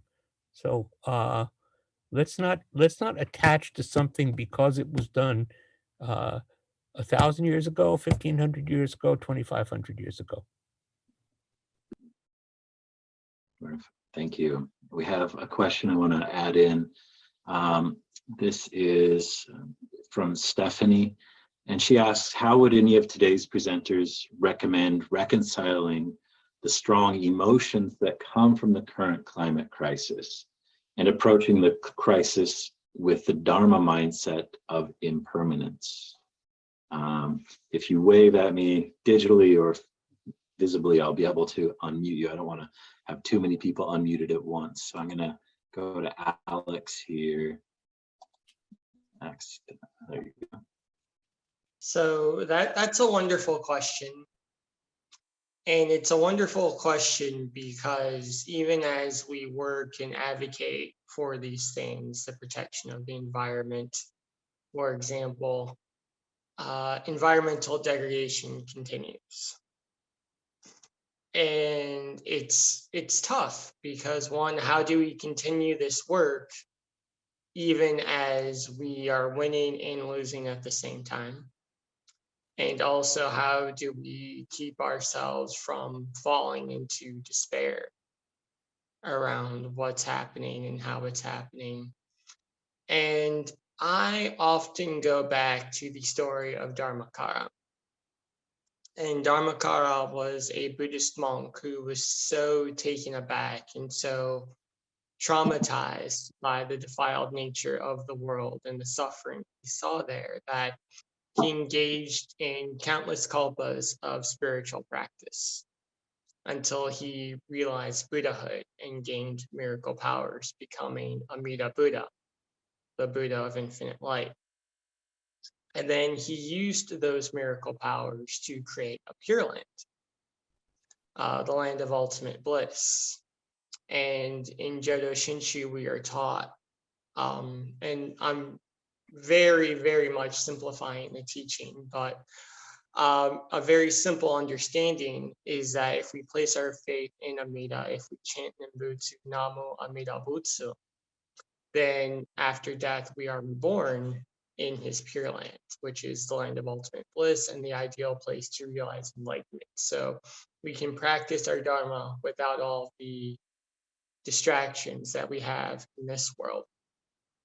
Now, my teacher, Reverend Koyo Kubose, added to that by also stating that this land we live in currently is also the pure land. So it exists in two places. It exists in the afterlife and in this life, but we must purify our minds through our Buddhist training, the chanting, the meditation, the sutra study, etc., so that we can see this world as the pure land. So what this has to do with your question then is that if we look at the example of Dharmakara, what we see is he created a small garden, if you will, a pure land in the midst of samsara, which is the key, that the pure land does not exist separate from samsara. It is a corner, if you will, of samsara, that is this land of ideal bliss, of where we can train in Buddhism. And we can create our own lands of ultimate bliss here in the world we live in currently. So that was one of the motivations for me starting my homestead, was so much suffering is happening in the world. Can I create this small 2-acre space that is not free of suffering, but has significantly less? And I think that's something all of us can do, whether that's in our home, whether that's in our garden, whether that's in our workspace. We can take responsibility for just a small piece of the world, like Dharmakara did, and say, this land is mine, and I'm going to care for it and nurture it and make it a place as free of suffering as I can. Because when we do that, it does two things. One, it makes life better for everyone who inhabits that place that we've taken responsibility for. But it also gives us a sense of achievement, of accomplishment. that, okay, I can't fix everything in every corner of the planet, but in this small area, I've made a real difference. And I can see that every second of every day. So that's one invitation I would offer to you and anyone watching this talk is create your pure land here where we live, purify your mind, and then use that purification to create a place of refuge. Excellent. Thank you so much. We just kind of are winding down to our last 3 minutes. If anybody has kind of a final thought that they'd like to express, welcome that. Sarah. Oh, you're ready. Go ahead. Definitely what Alex shared, all of that reminded me of what poet Sophie Strand talks about. Even if one can only go an inch wide, you can go a mile deep, meaning that being very, very local. And I think the context she was talking about was that her health wasn't well, wasn't strong enough to actually kind of go out and be in the world and do lots of seemingly important, impactful things, but that in a very small area, like one's own front porch or yard or room. And even I think of, cultivating impermanence truly means we're always thinking about death. So imagining myself on my deathbed, and that's the sphere I can influence. Again, it's back to that, for me, that the only thing I have any real control over or management over is my own mind. And that's the most impactful. And so living by example and by modeling what I feel the world needs rather than righteousness or demanding or kind of insisting, because it starts to tip over into a subtle violence that is contrary to Buddhism. And so always reminding myself to go back to what is happening in my own mind and then my heart and kind of radiating that out. So being really hyper local in addition to what can I do for the world globally, I feel like really coming back to that again and again is so important. Wonderful. Thank you so much. And yeah, we're at the edge of our time. So I do want to thank you all so much, especially our co-sponsors, the Sumeru Press, the Woodenfish Foundation, Venerable Yifa, John Negru, definitely all of you participants. We had 163 or 4 people sign up for this, and I know a lot of people kind of cycled through.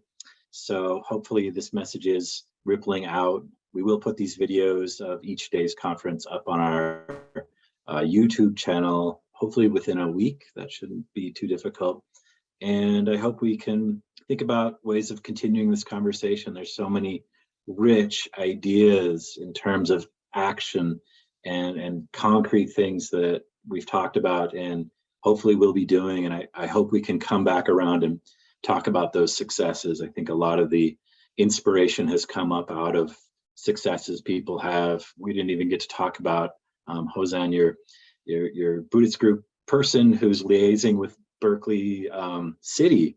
I mean, I think that is so inspiring, and knowing what Berkeley's doing to affect change. And Berkeley is famously very liberal, but I think a lot of cities could be making that change. And I think a lot of our Buddhist centers could be sending people to help make that change. And so I'm going to leave you with that and leave you with my profound appreciation. And I do hope we can continue this conversation like ripples in a pond throughout the world.